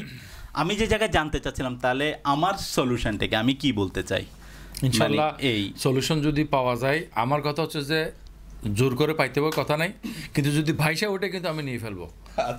ফ্যাক্ট যদি আমাকে কোনো একটা ফাইন্ডিংস আইনে দেয়, আমি এটা ইয়ে করবো না। তারেক কি আমারটা শেষ করি না, আমার থেকে কেড়ে নিচ্ছে। হ্যাঁ না, তো আমি যেটা আপনার ইয়ে করতে চাই এই জায়গায়, এই যে আমি বললাম তাহলে এই প্রবলেম হইলো রেটরিক করলে, দেন আমরা কিভাবে আগাবো ইসলাম জিনিসটা নিয়ে। এই জায়গায় আমি আগে একটা উদাহরণ দিই। টি.এস. এলিয়টের language and modernity and religion পড়তে গিয়ে আমি খুব আরামসে পড়তেছি, আমার পড়ার মানে দীর্ঘদিন 1-2 সপ্তাহ যাবত খুব আরামসে পড়তেছি, আর কি মজা পাচ্ছি, আরে এ বেটা যা বলছে সবই তো মানে আমি মোটামুটি এগুলো আগেই বুঝছি, এবং তা আমি তো ঠিক লাইনে আছি, এরকম চিন্তার। এরকম করতে করতে কি খুবই সিম্পল একটা জায়গায় সে আমাকে বিপদে ফেলে দিছে, এবং এরপর থেকে যে বইটা আমি বন্ধ করছি আর আজ পর্যন্ত গত 2 বছরে পড়তে পারি নাই। বিষয়টা কি, সে খুব আগাচ্ছে, তার জীবনের কথা বলতেছে, ইন্ডাস্ট্রিয়ালিজম আসতেছে, মডার্নিটি আসতেছে, সেখানে পলিটিক্সগুলো কিভাবে মোল্ড করে যাচ্ছে, পলিটিক্স এবং রিলিজিয়ান এবং মডার্নিটি কিভাবে কোথায় একসাথে কাঁধ মিলিয়ে চলতেছে, কোথায় কোথায় আলাদা, সেগুলো সে বর্ণনা করে যাচ্ছে ওই বইতে। তো করতে করতে মোটামুটি এই কনক্লুশন যে রিলিজিয়ানের হালে চলবে, মডার্নিটির হালে চলবে, রাষ্ট্রের মধ্যে এরকম একটা ম্যানেজমেন্ট হবে, এবং ক্রিশ্চিয়ানিটিকে বইটার নাম হচ্ছে ক্রিশ্চিয়ানিটি অ্যান্ড রিলিজিয়ান সম্ভবত হোয়াট এভার, বইয়ের নাম এখন না। তো এখন হচ্ছে যে ক্রিশ্চিয়ানিটি রাষ্ট্রের মধ্যে আলাদা করে এরকম আপনারা যেমন আল্লাহর আইন কায়েম করতে চান এরকম কায়েম করার কোনো ব্যাপার নাই। কিচ্ছু হবে না, অসুবিধা নেই। তোমাকে আদর করবে না, না থাক, দেখো দেখো দেখো। আমি এবং টি.এস. এলিয়ট যখন এরকম প্রায় বহুদূর চলে গেছি, সেই পর্যায়ে টি.এস. এলিয়ট সাহেব হঠাৎ করে আমার দিকে ফিরে বলতেছে, না ক্রিশ্চিয়ানিটির মধ্যে একটা ব্যাপার আছে, এই মডার্ন রাষ্ট্রেও ক্রিশ্চিয়ানিটিটা সে করতে চায়, কায়েম করতে চায়। তারপরে সে বলতেছে এই বাক্য বলার পরে, সেটা কিভাবে চায় আমি আপনাদেরকে পরে বলতেছি। আমি আর পরে পর্যন্ত যাই না, আমি এই জায়গায় স্টাক হয়ে গেছি যে এত দূর আসলাম আমরা দুইজনে মিলে, সেই কথা এখানে বললো কিভাবে টি.এস. এলিয়টের মতো ভদ্রলোক, এ ধরনের খারাপ কথা। ওইটা কেউ বলতে পারে যে আপনি এটাকে খারাপ বলছেন কেন? না না না, আমি খারাপ কথা বলতে আমি অন্য অর্থে মিন করছি, আমি রেটরিক করতেছি এখানে, বুঝেন নাই আপনি? এটার উপর লিখতে না আমি যাই না। আমি কেন যাই নাই? আমার ইচ্ছাটা ছিল যে আমি আগে নিজে বুঝি যে সে কোন জায়গাটাতে করতে চাইছে, হিট করতে চাইছে। আমার নিজের বুঝ জ্ঞান আসার পরে আমি পরে দেখবো যে সে আসলে কি করতে চাইছে। এরকম একটা তার সাথে আমি গেম ডিজাইন করলাম। তা আমি এখনো নিজে এটা খুঁজে বের করতে পারি নাই। নানা সময় আমি নানা দিকে যাই। সেই জায়গা থেকে এই আমার পার্সোনাল এই দেওয়ার পরে আমি আর দুইটা জিনিস বর্ণনা করবো। আপনি যখন ধরেন বলতেছেন সরল ইসলাম, সরল ইসলাম মানে সরলতার বাইরে ইসলাম নাই, এরকম একটা কথা, এরকম একটা বাক্য আর কি। তারপর ধরেন আমরা পাই যে আদ-দীনু নুসিহা, মানে ইসলাম হচ্ছে সিম্পলিসিটি, হ্যাঁ, আর হচ্ছে যে বিবেক, ফিতরত, এবং সেই সবের আলোচনা আপনি করতেছেন ইতিহাসে। এই জায়গাটা ইতিহাস বলতে মানে ইতিহাসের প্রসঙ্গ, ইতিহাস অস্বীকার করা যায় না, সবাই তো একটা ঐতিহাসিক। আমি স্বীকার অস্বীকারের কথা বলতেছি না, আমরা ইতিহাসই তো করতেছি এই আলাপটা। যখন আমরা এরকম একটা অ্যাটলিস্ট আমি ইতিহাস দিয়ে শুরু করিনি, আমি কনসেপ্ট দিয়ে শুরু করছিলাম যে আমাদের এখানে মানে মূল কথাটা বলছিলাম যে আমাদের এখানে ইসলামকে একটা dominant social culture in the name of religion চাপানো হচ্ছে, other than the very understanding of Islam from within. ইমান বলতে আমরা যেটা বুঝি, ঠিক ওই জায়গাতে আমার আলাপটা, সেটা হচ্ছে যে আপনি এই আলাপটা করতেছেন ইতিহাসের মধ্যে, বিবেকের আলাপও, ফিতরাতের আলাপও, সরলতার আলাপও। ফলে আসলেই পারভেজ আলম যেটা বলতেছে ঘটনাটা সেটা হয়ে যাচ্ছে। পারভেজ আলম যেটা বলছে ঘটনা সেটা হয়ে যাচ্ছে, কারণ আপনি যে সরলতার কথা বলতেছেন সেই সরলকে এরকম কমন অর্থে আনতে পারবেন না। প্রত্যেকে একটা সরলতার মিনিং খুঁজে বাইর করতেছে। কারণ জামাত ইসলাম যদি বলে যে ভাই আল্লাহর আইন চাই, সৎ লোকের শাসন চাই, এর চেয়ে সরল জিনিস আপনি আর দুনিয়াতে কি পাইছেন? আমাকে কোরআন হাদিস থেকে একটু বর্ণনা করেন তো, আপনি এখানে সরলতার তারে ব্যাখ্যা দিতে পারবেন? আচ্ছা, সরলতার একটা অবজেক্টিভিটি আছে, এটা আমি মনে করি, সেটা আমি আমার প্রসঙ্গ আসলে বলবো। আচ্ছা, তুমি যেটা বলছো সেটা হচ্ছে যে সেই উদাহরণের সাথে আমি একমত। এটাকে আমরা বলতে পারি যে ফেলাসি বাই এক্সাম্পল, যে মানে একটা জিনিসকে বোঝানোর জন্য যখন আমি ককে এক্সাম্পল হিসেবে প্লেস করি তখন মনে হয় যেন ইটস নেগেটিভ, একই জিনিসকে বোঝানোর জন্য যখন আমি খকে এক্সাম্পল হিসেবে প্লেস করি তখন আমার কাছে মনে হয় যেন ইটস পজিটিভ। তো এটা হলো এক্সাম্পলিফিকেশনের একটা। আচ্ছা, আমার আইডিয়াটা এই জায়গায় না, সরলতার একটা কমন অর্থ অবজেক্টিভ আছে বলে আমি মনে করি। আমি আপনাকে সেটা বলতেছি, সেই অবজেক্টিভটা আসলে ইসলামের আলাপে ইতিহাসের মধ্যে এনে এইভাবে সরলতার আলাপ বাদ দিবেন আমি সেটা বলছি না, কিন্তু এইভাবে ব্যাখ্যায় যেতে পারবেন না, বন্ধ হয়ে যাবে, ওটা বন্ধ হয়ে যাবে, অসুবিধা নেই।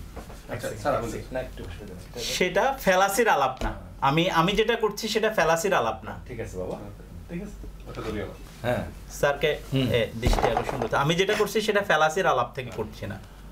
সুমি, রাহনুমা উঠছে কিনা দেখতো, বাবুটাকে একটু সামনে একদম লাস্টে আমি যেটা এই মুহূর্তে কনক্লুড করতে চাই আমার কথা, সেটা হচ্ছে যে বরঞ্চ আপনি মানে এর থেকে এইসব অ্যাম্বিগুইটির বাইরে আরো সরল জায়গায় যাইতে পারেন অন্যভাবে, যে মানে কিছু কথা, কিন্তু সেখানে আপনি কনক্লুশনে যাইতে পারবেন সেটা না। জামাত ইসলাম আপনার থেকে একটা কনক্লুশন নেবে সেইটা আমি মনে করি না। সেটা হচ্ছে যে ইসলাম যে, সেটা আমি আশাও করি না, সেটা আমাদের আলোচনারও বিষয় না। আমরা জাস্ট এমনি বোঝার চেষ্টা করতেছি যে হোয়াট ইজ হোয়াট। আমার বাক্যগুলো দেখতেছি প্রচুর অন্য অর্থ তৈরি করতেছে। অনেক সময় আমি আসলে বাক্যটার মধ্যে আরো কিছু বাক্য রেখে দিচ্ছি আর কি। সেটা হচ্ছে যে ইসলামের আগমনটা হয়েছে একটা গতিশীল ইতিহাসের উপর। ইতিহাস তো গতিশীল, গতিশীল ইয়ের উপর। সেখানে সে আগের কিছু জিনিসকে রিজেক্ট করছে আর কিছু জিনিসকে রিসেট করছে, করে সে একটা গতি তৈরি করছে। এই গতিটা মুহাম্মদ টু তার সাহাবা আমাদের কাছে আসছে, কিন্তু আমি মনে করি না যে মুহাম্মদ সাল্লাল্লাহু আলাইহি সাল্লাম যেটা মিন করছেন সেটাই আমরা একেবারে বুঝে ফেলছি। কিন্তু একটা জিনিস আমরা বুঝতে পারি এখান থেকে, সেইটা হচ্ছে যে এরকম চলমান একটা ইতিহাসের উপর এরকম আগের কিছু জিনিসকে রিজেক্ট করে আপনি একটা প্রিন্সিপাল দাঁড় করায় সেটার উপর যাইতে পারেন। সেইটা যাওয়ার জন্য নেসেসারিলি আপনি কে পৌত্তলিকতা করতেছে কে করতেছে না সেইটাই একমাত্র কনসার্ন না, বরং এই জায়গা থেকে আপনি ইয়ে করতে পারেন। তাহলে এখানে খুব গুরুত্বপূর্ণ পয়েন্ট পাওয়া গেল যে প্রফেট মুহাম্মদ সাল্লাল্লাহু আলাইহি ওয়াসাল্লাম যেভাবে করছেন বলে তুমি বলছো, যেহেতু মাসুদ আসলে আমার ছাত্র ছিল সেই সময় আমি তুমি করে বলছি, বেটার যে আমি যদি আপনি করে বলি যদি মাইন্ড না করে তাহলে আমাদের আলোচনাটা তাহলে ইকুয়াল হইলো আর কি। হ্যাঁ, কাউকে তুমি, এটা আমাদের একটা বাঙালিদের সমস্যা যে মানে কাউকে তুমি বলতে হয়, কাউকে আপনি বলতে হয়, আপনিকে তুমি বললে সমস্যা, তুমিকে আপনি বললে সমস্যা, আর মুশকিল। তো উনি যেটা বলছিলেন যে রিজেকশন এবং রিসেট এর মাধ্যমে কি প্রিন্সিপালের কথা, উনি একটা প্রিন্সিপাল সেট করছে যে এই যে চলমান, তাহলে এটা আমরা বলতে পারি একটা চলমান। আচ্ছা, principle of rejection and resetting, some elements rejected, some elements reset করছে, মানে নিউ করে এলিমেন্টস নাই না। আচ্ছা, তো এইটা যে করছে সেইটাকে আপনি টিকিয়ে রাখার জন্য সবকিছু করবেন। সেটার জন্যই হয়তো বা রিফাত হাসানরা কিছু জিনিসকে পৌত্তলিকতা বলতেছে। তাহলে এই প্রিন্সিপালগুলো বাইর করা উচিত যে কিভাবে উনি ডিফেন্ড করবেন। না, আমি আমার এই ফ্রেমের মধ্যে ফেলে আমি এইভাবে দেখতেছি আর কি। আমি দেখতেছি উনি কি বললো, তখন যদি দেখি তাহলে এইটা করার জন্য আপনি একটা মানে ধরেন এরকম একটা ইউনিভার্সাল ইসলামের জয়গান গাওয়ার থেকে বরঞ্চ যে পারভেজ আলম যেটা বলছে যে আপনার নির্দিষ্ট কনটেক্সটে আসলে আপনি ইসলামটা দাঁড় করান, সেরকম কিছু সে বলে নাই। মানে তুমি এর রেফারেন্সে, আচ্ছা পারভেজ আলমের ওর রেফারেন্স আমি বলতেছি না, আমি ওই রেফারেন্স যেটা বলছে, ওরা যেটা বলছে এই রেফারেন্স তুমি এমনকি ওই বইটা পড়ো নাই? না, পড়ি নাই। এমন জাস্ট মোজাম্মেল ভাই যেটা বলছে ওই রেফারেন্সের কথা বলছো।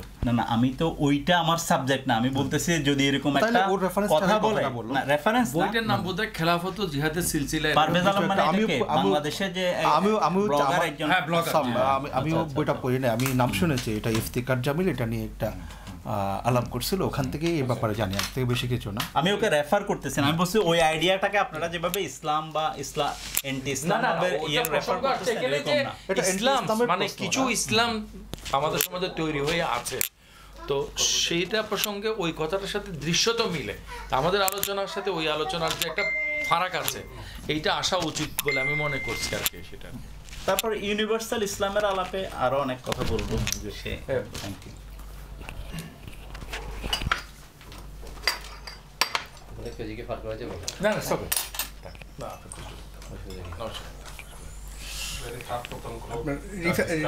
রিফাত ভাই আর মাসুদ ভাই আলাপগুলো শুনলাম, তো ওগুলোর অনেক কিছুকে আমরা একটা হালকা আলাপ করবো আর কি। হ্যাঁ, কনসিডারিং দেয়ার ডিসকাশন, আমার কাছে যেটা কনসেপচুয়ালি মানে ইসলামকে বোঝার ব্যাপারে আমি মনে করি যে আপনার ধরেন একটা হচ্ছে রিচুয়াল ইসলাম একটা আছে, মানে ইসলামের মধ্যে একটা রিচুয়াল একটা দিক আছে আর একটা ইউনিভার্সাল দিক আছে। তো রিচুয়াল দিকগুলোর মধ্যে আমি মনে করি ধরেন নামাজ, রোজা, হজ, জাকাত, ঈদ, এগুলা এই যে ব্যাপারগুলো, এবং এর মধ্যে তৌহিদকেও রাখি। তো এগুলোর যে ধরেন প্রতিষ্ঠা, মানে তাওহীদ তাহলে রিচুয়ালের মধ্যে থাকবে। জি, আরেকটা রিচুয়াল বানাম, আরেকটা হচ্ছে universal Islam which entails a world view, এটা আমি পরে বলতেছি। রিচুয়াল ইসলামের মধ্যে এই যে নামাজ, রোজা, হজ, জাকাত, ঈদ বা তৌহিদ বা তৌহিদের বাণী, এগুলা প্রতিষ্ঠা করা বা এগুলো প্রচার প্লাস প্রতিষ্ঠা করা মানে ওয়েটাকে আমি মনে করি দাওয়া। আর যেটা ইউনিভার্সাল ইসলাম যেটা বলতেছি হুইচ ইন্টেইলস এ ওয়ার্ল্ড ভিউ, অর্থাৎ এর একটা আপনার বিশ্ববীক্ষণ আছে বা এর একটা ধরেন মানে বৈশ্বিক একটা ব্যাপার আছে। তো এটার সাথে অনেকটা আপনি উম্মাকে রিলেট করতে পারেন, বাট এই উম্মাটা আবার নট ডিফাইন্ড বাই সাম, যেমন মুসলিম উম্মা ঠিক ওরকম না, এটাকে জাস্ট আপনি ইউনিভার্সাল একটা উম্মা হিসেবে ধরা যায়, মানে এই ওয়ার্ল্ড আর কি। হ্যাঁ, তো তো এই ইউনিভার্সাল মানে ইসলামের এই ইউনিভার্সাল দিকগুলোর মধ্যে আমি মনে করি আছে যে আপনার ন্যায় আছে, ইনসাফ আছে, হক আছে, বিবেক আছে। হ্যাঁ, এগুলো ধরেন আপনার regardless of any religion, any Creed, any nation, হ্যাঁ, এনিথিং। তো এগুলোকে প্রতিষ্ঠা করার জন্য বা এগুলোর প্রচার বা প্রতিষ্ঠা করার ক্ষেত্রে আমি দুইটা ওয়ে বলি, সেটা হচ্ছে একটা হচ্ছে পলিটিক্স আর একটা হচ্ছে জিহাদ। জিহাদ এই দুইটা মানে রিচুয়াল এবং ইউনিভার্সাল ইসলামের জায়গাটা। তুমি দরজাটা লাগিয়ে দেন। তো এটা এটা ধরেন এখন ইউনিভার্সাল এই জায়গাটা যদি আপনি প্রতিষ্ঠা করার ব্যাপার যদি থাকে, তাহলে এটা ধরেন হয় পলিটিক্স দিয়ে করবেন, এই পলিটিক্সের মধ্যে দিয়ে আপনি স্টেট করেন বা যেভাবে করেন আপনি আপনার ওইটার মধ্যে দিয়ে করবেন। আর যখন ওই পলিটিক্সের মানে পলিটিক্যাল ওয়েতে যখন আপনি করার পথ রুদ্ধ হয়ে যাবে, ধরেন নেগোসিয়েশন বা পলিটিক্স এগুলোর মধ্যে দিয়ে যখন ব্যর্থ হয়ে যাবে, তখন আপনি এই জিহাদটা হচ্ছে তখন বিকল্প, মিন্স ইট মিন্স আপনার ওয়ার।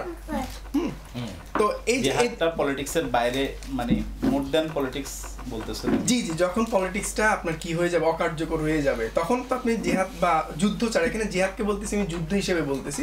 ধরেন সেই যুদ্ধটা তো মানে ইয়ারা করলে আপনার প্রতিপক্ষ করলে যেহেতু আপনি ইসলামের পক্ষে হলে আপনার কাছে এটা জিহাদ হবে, ডিফাইন্ড হবে, মানে পরিভাষাটা হবে জিহাদ।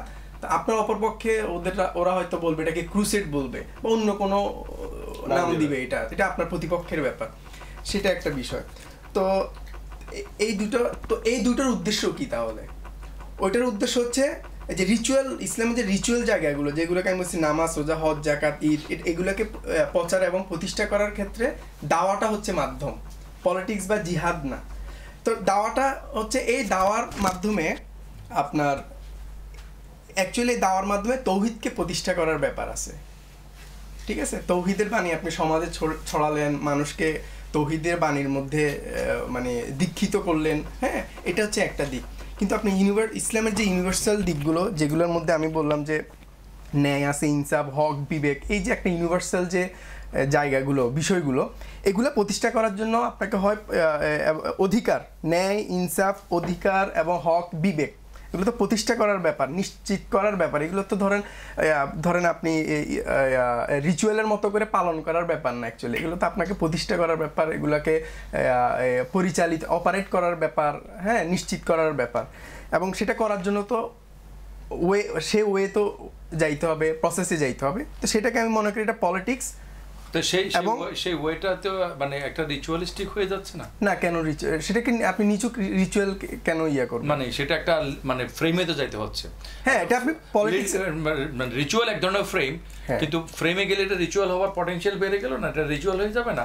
এবং যাদের রিফাত হাসান যাদের মানে ব্যাপারে বলেছেন যে যারা মূর্তি বানিয়ে নিছে, তারাও তো এক ধরনের ওই বিষয় আমি পরে, তারা তো মনে করে যে তারা এক্স্যাক্টলি ইউনিভার্সাল গুলাকে অ্যাপ্লাই করতে গিয়ে এগুলো করতেছে, এবং এই মানে কোট আন কোট শরিয়া ইমপ্লিকেশনের মাধ্যমেই সেই ইউনিভার্সাল গুলো করা সম্ভব। ওটা আমি শেষে আসতেছি স্যার। তো আমি এটা জাস্ট কনসেপচুয়ালি আমি এটা বুঝার ক্ষেত্রে বলছি, এরপরে কনটেক্সচুয়াল জায়গায় আমি যাব, সেটা হচ্ছে এটা।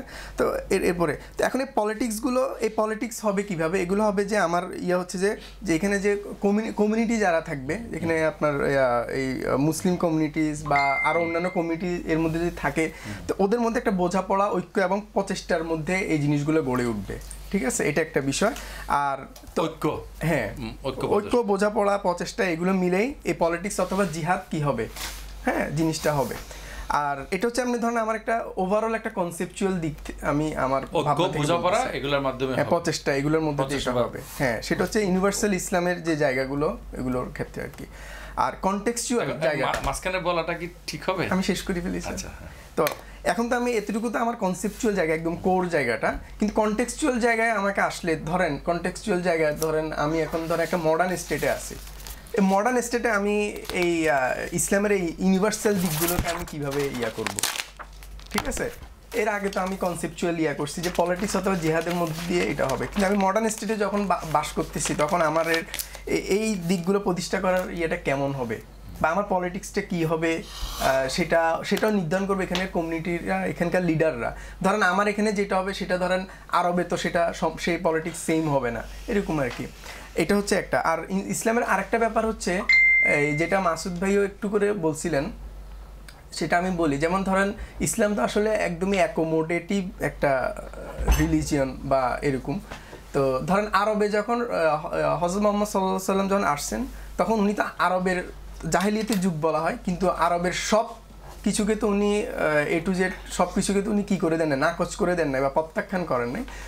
সেই জায়গায় হচ্ছে তৌহিদের সাথে সাংঘর্ষিক যা সেগুলোকে উনি কী করছেন, রিডিউস করছেন বা এগুলোকে এলিমিনেট করছেন, এবং তৌহিদের সাথে সাংঘর্ষিক না সেগুলোকে উনি কী করছেন যে স্থানিক কালচার হিসেবে এগুলোকে কি করছেন উনি অ্যাকোমোডেট করছেন সেগুলো। হ্যাঁ, শব্দটা বলছেন রিসেট করে, এই ওইটাই আমি এখান থেকে রিসেট করতেছেন। তো রাসূল ইসলাম এগুলোকে রিসেট করছে। তো এর মধ্যে কিন্তু আবার এর মধ্যে কিছু রিচুয়াল আসছে, যে হজ, নামাজ, জাকাত, এগুলো আসছে ওই তৌহিদের কনসেপ্ট থেকে, যে তৌহিদ যাতে কি থাকে, মানে অক্ষুণ্ণ থাকে, যেটা একত্ববাদটা যাতে অক্ষুণ্ণ থাকে, ওই জন্য কিছু রিচুয়াল তারা করছে। দেখেন এটার সাথে তৌহিদের সম্পর্কটা এতই শক্তিশালী যে মানে তৌহিদটাই এতই উদ্দেশ্যমূলক যে দেখেন বেশিরভাগ ক্ষেত্রে আমাদের নামাজ, রোজা, হজ, জাকাত এই কোর জায়গাগুলো কিন্তু কি আছে, এগুলো কিন্তু বিতর্কিত না। মানে ধরো উনি সুন্নি হইলেও ওনার কাছে নামাজ যেটা, ওয়াহাবি হইলেও ওয়াহাবির কাছেও নামাজ সেইটা। হ্যাঁ, তো ওনার কাছে এটা মানে ফরজ যে বিষয়গুলো, হ্যাঁ রিচুয়ালের মূল যে ফরজ বিষয়গুলো, এগুলো কিন্তু একই আছে। তো এটা আর কি। তো কনটেক্সচুয়াল জায়গায় আমি আমার পলিটিক্সটা কীভাবে করব, এই ইসলামের ইউনিভার্সাল যে জায়গাগুলো, ন্যায়, ইনসাফ, হক, বিবেক, অধিকার, এগুলো প্রতিষ্ঠা করার জন্য আমার সামনে কি পলিটিক্সের মধ্যে আমার কী কী সম্ভাবনা আছে, কী কী সম্ভাবনা আমি আমার পলিটিক্সকে আগায় নিয়ে বা সেটাকে ইউজ করে আমি এগুলো প্রতিষ্ঠা করতে পারি। আর ওর বিকল্প হচ্ছে জিহাদ অর ওয়ার। আমার হচ্ছে এটাই হচ্ছে কথা। এখানে আমি তাহলে একটু জিজ্ঞেস করছিলাম যে পিচকেও পলিটিক্সের বাইরে আরেকটা বিষয় আমি অ্যাড করি, সেটা হচ্ছে যে এই যে আপনার পলিটিক্স আর জিহাদ, এটার উদ্দেশ্যটা কি? উদ্দেশ্যটা হচ্ছে কিন্তু ইসলামী, মানে এটাকে ইসলামী স্টেট প্রতিষ্ঠা করার ব্যাপার না, এটাতে ইসলাম প্রতিষ্ঠা করার ব্যাপার। তাহলে এটা কি? এটা হচ্ছে ইসলামকে বারবার বলা হচ্ছে শান্তি, পিস। তো এখন কেউ যদি মনে করে না যুদ্ধ মানে তো শান্তি লঙ্ঘিত হবে, এই হবে সেই হবে, আপনি দেখেন জাতিসংঘ হয়েছে, ওয়ার্ল্ডে একটা নতুন নিউ ওয়ার্ল্ড অর্ডার হয়েছে, এই যে একটা স্থিতি বৈশ্বিকভাবে, মানে এর পর থেকে দেখেন দুইটা বিশ্বযুদ্ধের পরে কিন্তু এই স্থিতিটা আসছে।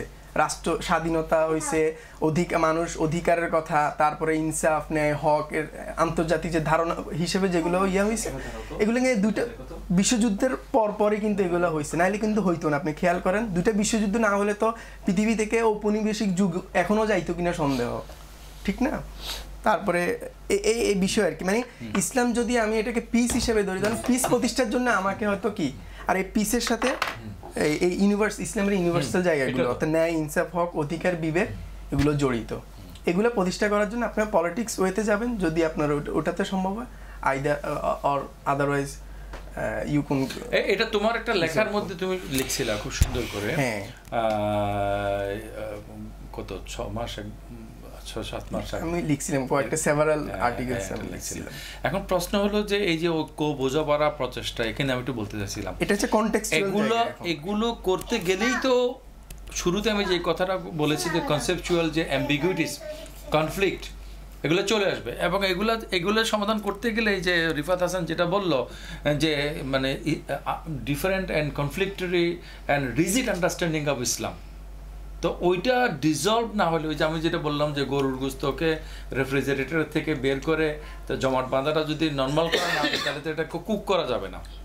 তাহলে এই যে রিজিডিটিটা যদি আমরা যদি এলিমিনেট করতে না পারি, আচ্ছা রিজিডিটি এলিমিনেট করে যদি আমরা যদি পারভেজ আলমের মতো এইটা অমুকের ইসলাম তমুকের ইসলাম সব লিবারেল করে দিলাম, there is no real original Islam, তাহলে তো ইসলাম করতে গিয়ে ইসলাম ইটসেলফ কম্প্রোমাইজড হয়ে গেল, হ্যাঁ তাই না? তাহলে এখন ওই যে উনি যে একটু করে বললেন যে ফিতরতের ইসলাম,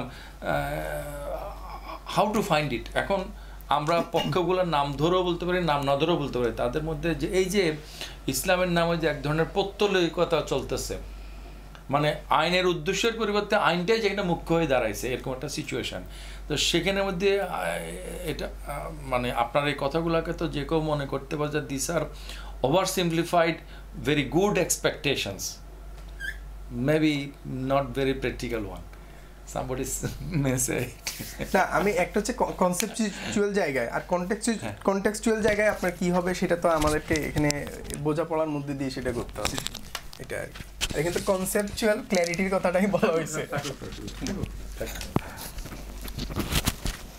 স্যার আমি ওই তিনটা বিষয় এখানে, একটা হচ্ছে থিঙ্ক, এরপর হচ্ছে ডিক্লারেশন, এরপর হচ্ছে আপনার অ্যাকশন, তিনটা জিনিস। প্রথমত হচ্ছে থিঙ্কিং, এরপর হচ্ছে ডিক্লারেশন, এরপর হচ্ছে অ্যাকশন। এখন আপনি থিঙ্কিং এবং ডিক্লারেশন পর্যন্ত ঠিক আছে। এটা কোনি বলছেন রেটরিক, রেটরিক বলতে বোধহয় ডিক্লারেশন বলতে কাছাকাছি নাকি, আমি জানি না। ডিক্লারেশনের তো অন্য মিনিং হইতে পারে, রেটরিকের বাইরে ডিক্লারেশন। যেমন আমি ইসলাম সম্পর্কে একজন মানুষের পজিটিভ থিঙ্ক আসলো, এবং পজিটিভ থিঙ্ক এসে সে একটা ডিক্লারেশন দিল, যে আমরা যেটাকে তাওহীদের ডিক্লারেশন বলি। এক সেকেন্ড, ওই মিতু ওই এটা খালি হয়ে গেছে, না অসুবিধা নেই, আল্লাহ আর ওই যে সুমিকে পাঠিয়ে দিলে একটু এগুলো নিয়ে যাবে। এটা দরকার আছে কিনা? না দরকার নেই, আপনি খাবেন না, খাওয়ার লোক আছে। না দরকার নেই, আচ্ছা ঠিক আছে, হ্যাঁ প্লিজ। না, ইসলাম সম্পর্কে ধরেন একজন ব্যক্তির পজিটিভ অথবা নেগেটিভ থিঙ্ক আসলো, যাদের যদি থিঙ্কিং পজিটিভ হয় সে দেন নিজের ব্যক্তি সত্তার জন্য সে এটাকে তাওহীদের একটা ডিক্লারেশন দিল, যে আমি মানে আল্লাহর একত্ববাদকে মেনে নিলাম।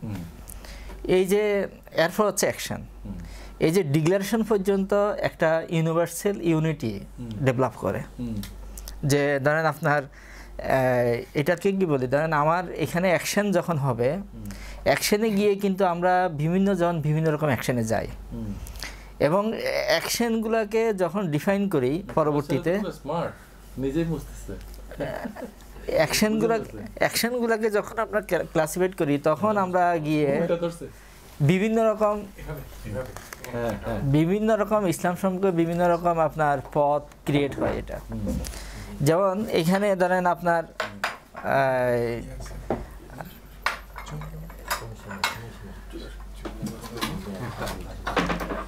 আপনি বলে ফেলেন, সমস্যা না। আমি আবার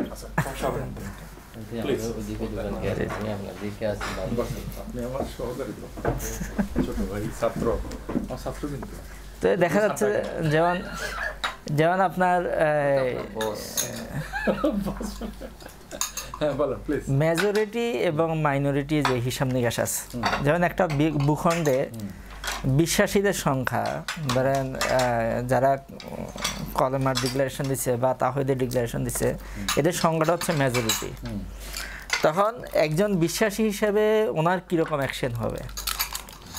আবার মাইনরিটি একটা সোসাইটিতে একজন কলেমার ডিক্লারেশন আছে, তার কীরকম অ্যাকশন হবে। যদি এখানে গিয়ে ইসলামের আলাদা আলাদা বক্তব্য থাকে, তাহলে বক্তব্য কি ইসলামের আছে, মুহাম্মদের ছিল, নাকি আমরা নিজেরা বক্তব্যগুলো রেডি করছি। যেমন আপনার এখানে পলিটিক্যাল ইসলাম নিয়ে যেই সমস্ত বক্তব্যগুলো আসতেছে, যে আল্লাহর আইন প্রতিষ্ঠা করার জন্য ওনারা কাজ করছেন, পলিটিক্স করতেছেন যা কিছুই করতেছেন, তাহলে যারা এই কাজগুলা ধরেন, উনি যদি একটা ইউরোপের কোনো কান্ট্রিতে যেখানে মাইনরিটি ইয়াতে থাকবে, স্টেটে থাকবে, তখন ওনার এই পলিটিক্যাল কনসার্নটা সেম থাকবে কিনা, যে সেম থেকে ওনার গোল যেটা গোল উনি অ্যাচিভ করতে পারবেন কিনা। তাহলে এখানে এখানে অনেকগুলো বিষয় আমি দেখছি, যে এখানে যদি ওইখানে ধরেন আপনার একটা মাইনরিটি সোসাইটিতে যদি একজন বিশ্বাসীর পলিটিক্যাল আচরণ ভিন্ন হয়, তাহলে মেজরিটি সোসাইটিতে একজন বিশ্বাসীর সেম তাহলে দুই রকম তো হইতে পারে না। দুই রকম কিভাবে হবে? তাহলে এখানে আমার মনে হচ্ছে যে ইসলাম সম্পর্কে সেম বলতে কি সেম আচরণ হবে, নাকি নাকি ওখানকার প্রেক্ষাপটে যা হচ্ছে ওখানে প্রিন্সিপাল অনুসারে কাজকর্ম করতেছে, এটা আবার একই প্রিন্সিপালের কারণে এখানে অন্যরকম হচ্ছে। সেম বলতে কি না, কথার কথা আমি বলি যে আমরাও রুকু সিজদা করে 3 রাকাত নামাজ পড়লাম, আর একজন রোগী সেম করলো, মানে কি সে রুকু সিজদা করে 3 রাকাত নামাজ পড়লো, এটা হলো একটা সেমনেস। আরেকটা সেমনেস হলো যে আমরা আমাদের মতো দাঁড়িয়ে রুকু সিজদা করে করলাম, আর ও যে রোগী সে বিছনাতে ইশারাতে করলো, কিন্তু সে নামাজই পড়লো। তো ওইটা সেমনেস হচ্ছে যে কাজের দিক থেকে সেমনেস, স্ট্রাকচারের দিক থেকে সেম নাকি স্যার আমি একটু বলি যে মাইনরিটি যেখানে আছে মেজরিটি যেখানে আছে এটা সেমনেস কিভাবে ইসলামের যে আনুষ্ঠানিক যে বিষয়গুলো আছে, ইসলামের আনুষ্ঠানিক যে আমার রুমে শোন, আমার রুমে যে চেয়ারটা আছে না ওই প্লাস্টিকের, ওটা নিয়ে বসো, তোমার জন্য চেয়ার আনতেছে, এখানে বসো। ইসলামের আনুষ্ঠানিকতা যে বিষয়গুলো আছে, যেমন ঈদ উদযাপন করা, ঈদ উদযাপন ধরেন ঈদের যেই নামাজ বা খুতবা যে বিষয়গুলো করা হয়, এগুলোর ক্ষেত্রে সব জায়গায় কিন্তু অভিন্ন একটা ফরম্যাটে কিন্তু হয়ে আসতেছে, এটা নিয়ে কারো কোনো দ্বিমত নাই। যেমন নামাজের ক্ষেত্রে ফরজ নামাজগুলো কিন্তু সেম স্ট্রাকচারেই হচ্ছে, ঈদের আবার তাকবীর নিয়ে দ্বিমত আছে, ওই ধরনের আচরণে আছে যে ধরেন মানে আপনি কোথায় বাঁধবেন কোথায় বাঁধবেন না বা কীরকম মাইনর বিষয়গুলা। তো আনুষ্ঠানিক বিষয়গুলোতে মানে যারা তাওহীদের ডিক্লারেশন আছে, আনুষ্ঠানিক ইবাদতগুলা বা আনুষ্ঠানিক প্রোগ্রামগুলোতে তাদের কোনো ইয়া নাই, দ্বিমতের বিষয় নাই।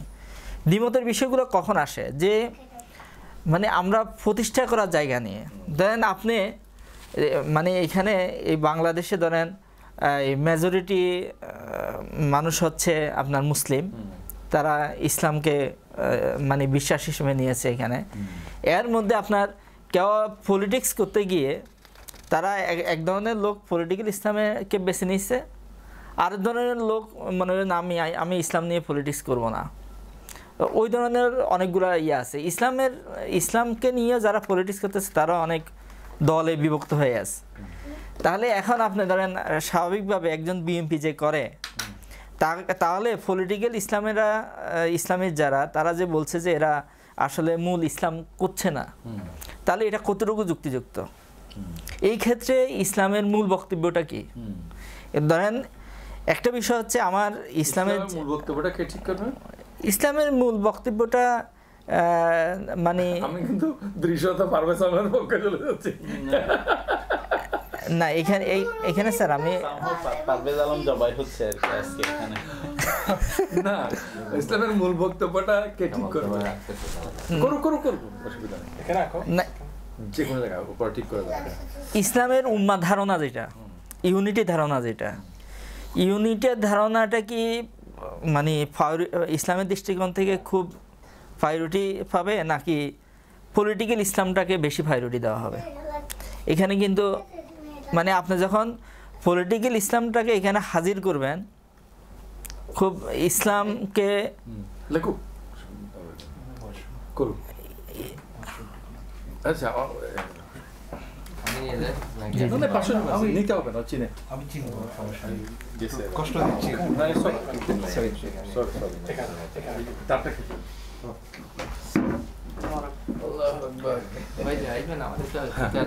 আমি স্যার পয়েন্টগুলো দিচ্ছি আর কি, আমি একজন অবজারভার হিসেবে। না না না, আমি পয়েন্টগুলো জাস্ট দিচ্ছি। যখন ইসলামকে আপনি বিভিন্ন গ্রুপ মনে করবে যে না আমি মূল ইসলামটা করছি, কমিলাইন যারা আছে তারা বলছে মূল ইসলামটা আমার হাতে, আমি এটা মানে এটা আমি যেভাবে করছি এটাই হচ্ছে মূল ইসলাম। বা জামাত ইসলামী যারা করছে তারা যদি মনে করে যে না মূল ইসলামটা আমরাই করছি, আমরাই প্র্যাকটিস করতেছি এখানে, সুন্নি যারা তারাও যদি বলে যে না মূল ইসলামটা আমরা করছি, তাহলে এই যে ইউনিটি নষ্ট হচ্ছে, মানে উম্মার ইউনিটি নষ্ট হচ্ছে।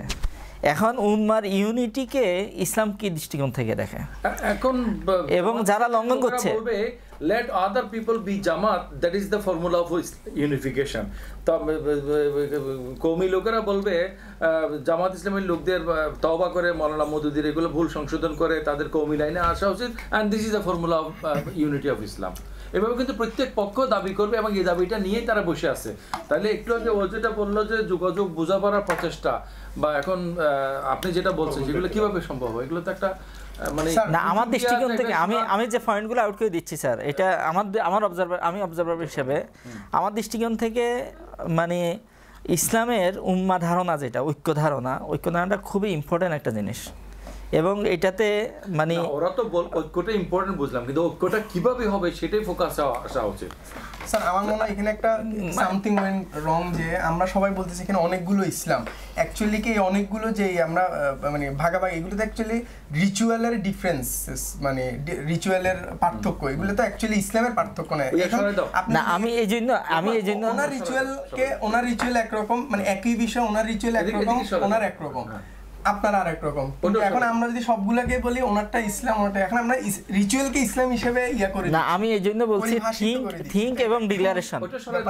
থিঙ্ক এবং ডিক্লারেশন পর্যন্ত যদি ঠিক থাকে তাহলে এই ডিক্লারেশন এর উপর বেসিস করে একজন লোক মানে সে তাওহীদের যখন ডিক্লারেশন দিবে সেই মুসলিম, এরপরে অ্যাকশনে গিয়ে যখন ভিন্নতা হবে ওইটাকে খুবই মাইনর কেস হিসেবে আমাদেরকে নিতে হবে। ইয়াতে রিফাত ছিল না, তোমার প্রসঙ্গটার কথা হয়ে গেছে যে খুব মাইনর কেস হিসেবে নিতে হবে। কথাটা একটু রিপিট করো আবার। আমি একটা যেটা বলতেছি, মানে যেটাকে আপনি পৌত্তলিকতাকে আবার বলতেছেন, যে আপনি যেখানে বলছেন ভেরিয়াস ইসলামস বলতেছেন, হ্যাঁ, এখন ইসলাম পরিভাষা নিজে হচ্ছে এটা একটা সামগ্রিক একটা ব্যাপার, ঠিক না? কিন্তু আপনি দেখেন যে কোন একটা বিষয়ে ওনার একরকম, কিন্তু এগুলো রিচুয়ালের ক্ষেত্রে এখানে ভিন্নতা, যে একটা রিচুয়াল উনি একরকম ভাবে পালন করে, আপনি একরকম, আপনাদের মধ্যে এই বিষয়ে কি ভিন্নতা এবং বা দ্বন্দ্ব যেটাই বলি, এটা তো আসলে রিচুয়ালের ডিফারেন্সেস। এটাকে আপনি মানে এটাকে যদি আপনি পৌত্তলিকতা বলেন এবং সেটাকে আবার মানে ইসলামস বলতেছেন, অ্যাকচুয়ালি এটা কতটা প্রপার, মানে এইভাবে পরিভাষিত করাটা, এই যে পৌত্তলিকতাগুলোকে একটা আলাদা আলাদা, বা আইকোনোক্লাজম যেটা আমি প্রথমে বলছিলাম, যে আমার রিচুয়ালকে আমি আইকোনোক্লাজম বলতেছি, আমার ইমামকে আমি আইকোনোক্লাস্টিক হিসেবে প্রতিষ্ঠা করতেছি, তো এগুলোকে মানে আপনি ইসলামস বিভিন্ন বলে এবার পরিভাষিত করাটা, এটা কি অ্যাকচুয়ালি প্রপার কিনা, নাকি এটা আসলে রং ওয়ে? এটাতে করি না আমি, না আমি রিচুয়ালের জায়গায় করি না। কোন জায়গায় করছেন আপনি, সেটাই হচ্ছে কথা। তোমাদের সবার আলাপ, মানে পৌত্তলিকতাটা কোন জায়গায়? না আমি অ্যাকচুয়ালি দেখেন না, তাহলে ওটা নোট নিয়েছে বলবে, তাহলে আমরা লেট আস ওয়েট, ওর কথাটা শেষ হোক। আরেকটা বিষয় হচ্ছে, যেমন মানে আমরা তো আসলে মেইনলি আরব থেকে ইসলামটা এখানে আসছে, এবং আরবে যে সমস্ত ইসলামের যে কালচারগুলা মানে নেটিভ কালচার, ওই জিনিসগুলো কিন্তু আমরা এখানে ইসলামী কালচার হিসেবে ডেভেলপ করে ফেলছি, এবং ডেভেলপ করে মানে আমাদের যে নেটিভ কালচারগুলো আছে, নেটিভ কালচারের যে জিনিসগুলা মানে আপনার আমাদের একত্ববাদকে সাংঘর্ষিক অবস্থায় নিয়ে যায় না, এই সমস্ত বিষয়গুলোকে আমরা মানে পৌত্তলিকতার কালচার হিসেবে এখানে উপস্থাপন করছি। উপস্থাপন করতে গিয়ে যে গলতটা হয়েছে, এটা হচ্ছে আমাদের মানে মূল যেই নৃতাত্ত্বিক যে সমস্ত জায়গাগুলোতে আমরা কাজ করেছি, ওইখানে গিয়ে আমরা পৌঁছতে পারি নাই ভালোভাবে, এবং নৃতাত্ত্বিক জায়গা কালচারের সাথে আমরা নেটিভ কালচারের সাথে আমরা ইসলামকে একটা সাংঘর্ষিক অবস্থা দাঁড় করাইছি। এই জিনিসগুলোতে কাজ করার প্রয়োজন আছে, মূল ইসলামটাকে নেওয়ার দরকার আছে এখানে। তারপর হচ্ছে আপনার নারী সম্পর্কে যে ধারণা ইসলামে, যে এখানে দেখেন এই নারী সম্পর্কে আমাদের এখানে একেবারে আমাদের এই সোসাইটিতে নারীদেরকে মানে ইসলামের নাম দিয়ে, ইসলামের রেফারেন্সে নারীদেরকে একেবারে একটা সংকীর্ণ জায়গাতে আমরা ঠেলে দিয়েছি। যেমন আমরা ধরেন আরবেও যদি যান, ওইখানে মসজিদে গিয়ে দেখবেন একটা পোরশন আছে যে প্রত্যেক 5 মসজিদে যে একটা নারীদের জন্য আলাদা গ্যালারি আছে, তারা জামাতে নামাজ পড়তে পারে। এইখানে আপনার মানে এখন হয়তো বা 2-1টা মসজিদে নারীদের জন্য মানে ব্যবস্থা করা হচ্ছে, কিন্তু মূল ধারণা হচ্ছে মসজিদে যাওয়াটাই নারীদের নিষিদ্ধ। ঈদের জামাতে অংশগ্রহণ করতে পারে না নারীরা। তারপর মানে অনেকে আফ্রিকাতে পর্যন্ত নারীরা সহ গিয়ে, এই যে কাশ্মীরে আমি দেখলাম যে একটা ঈদ জামাতে নারীরা গিয়ে ঈদের জামাতে নামাজ পড়ছে, কিন্তু আমাদের এই সোসাইটিতে নাই। নারীদেরকে একবার সম্পূর্ণরূপে ইসলাম শুনলে নারীদের কোনো অ্যাক্সেস নাই এখানে। আমাদের আনুষ্ঠানিকতা যেটা ইসলামের আনুষ্ঠানিকতাগুলো নারীদেরকে আমরা আনি না এখানে। এবং আরেকটা বিষয় হচ্ছে পর্দার নাম বলে নারীদেরকে তো মানে এখানে তো অনেকগুলো বিষয় আছে, যে পর্দাটাকে আল্লাহ কি জন্য বা নারী পুরুষ উভয়ের জন্য তো পর্দা দিচ্ছে, এখানে তো অনেকগুলো ইয়ে আছে, কিন্তু এই পর্দাটাকে আমরা খুব নারীদের উপর খুব বেশি করে আরোপ করছি। এই জন্য নারীদেরকে প্রোডাক্টিভ কোনো কাজকর্মে কিন্তু আমরা অ্যাটেন্ড করাইতে পারতেছি না এখানে। তো এই কমপ্লিট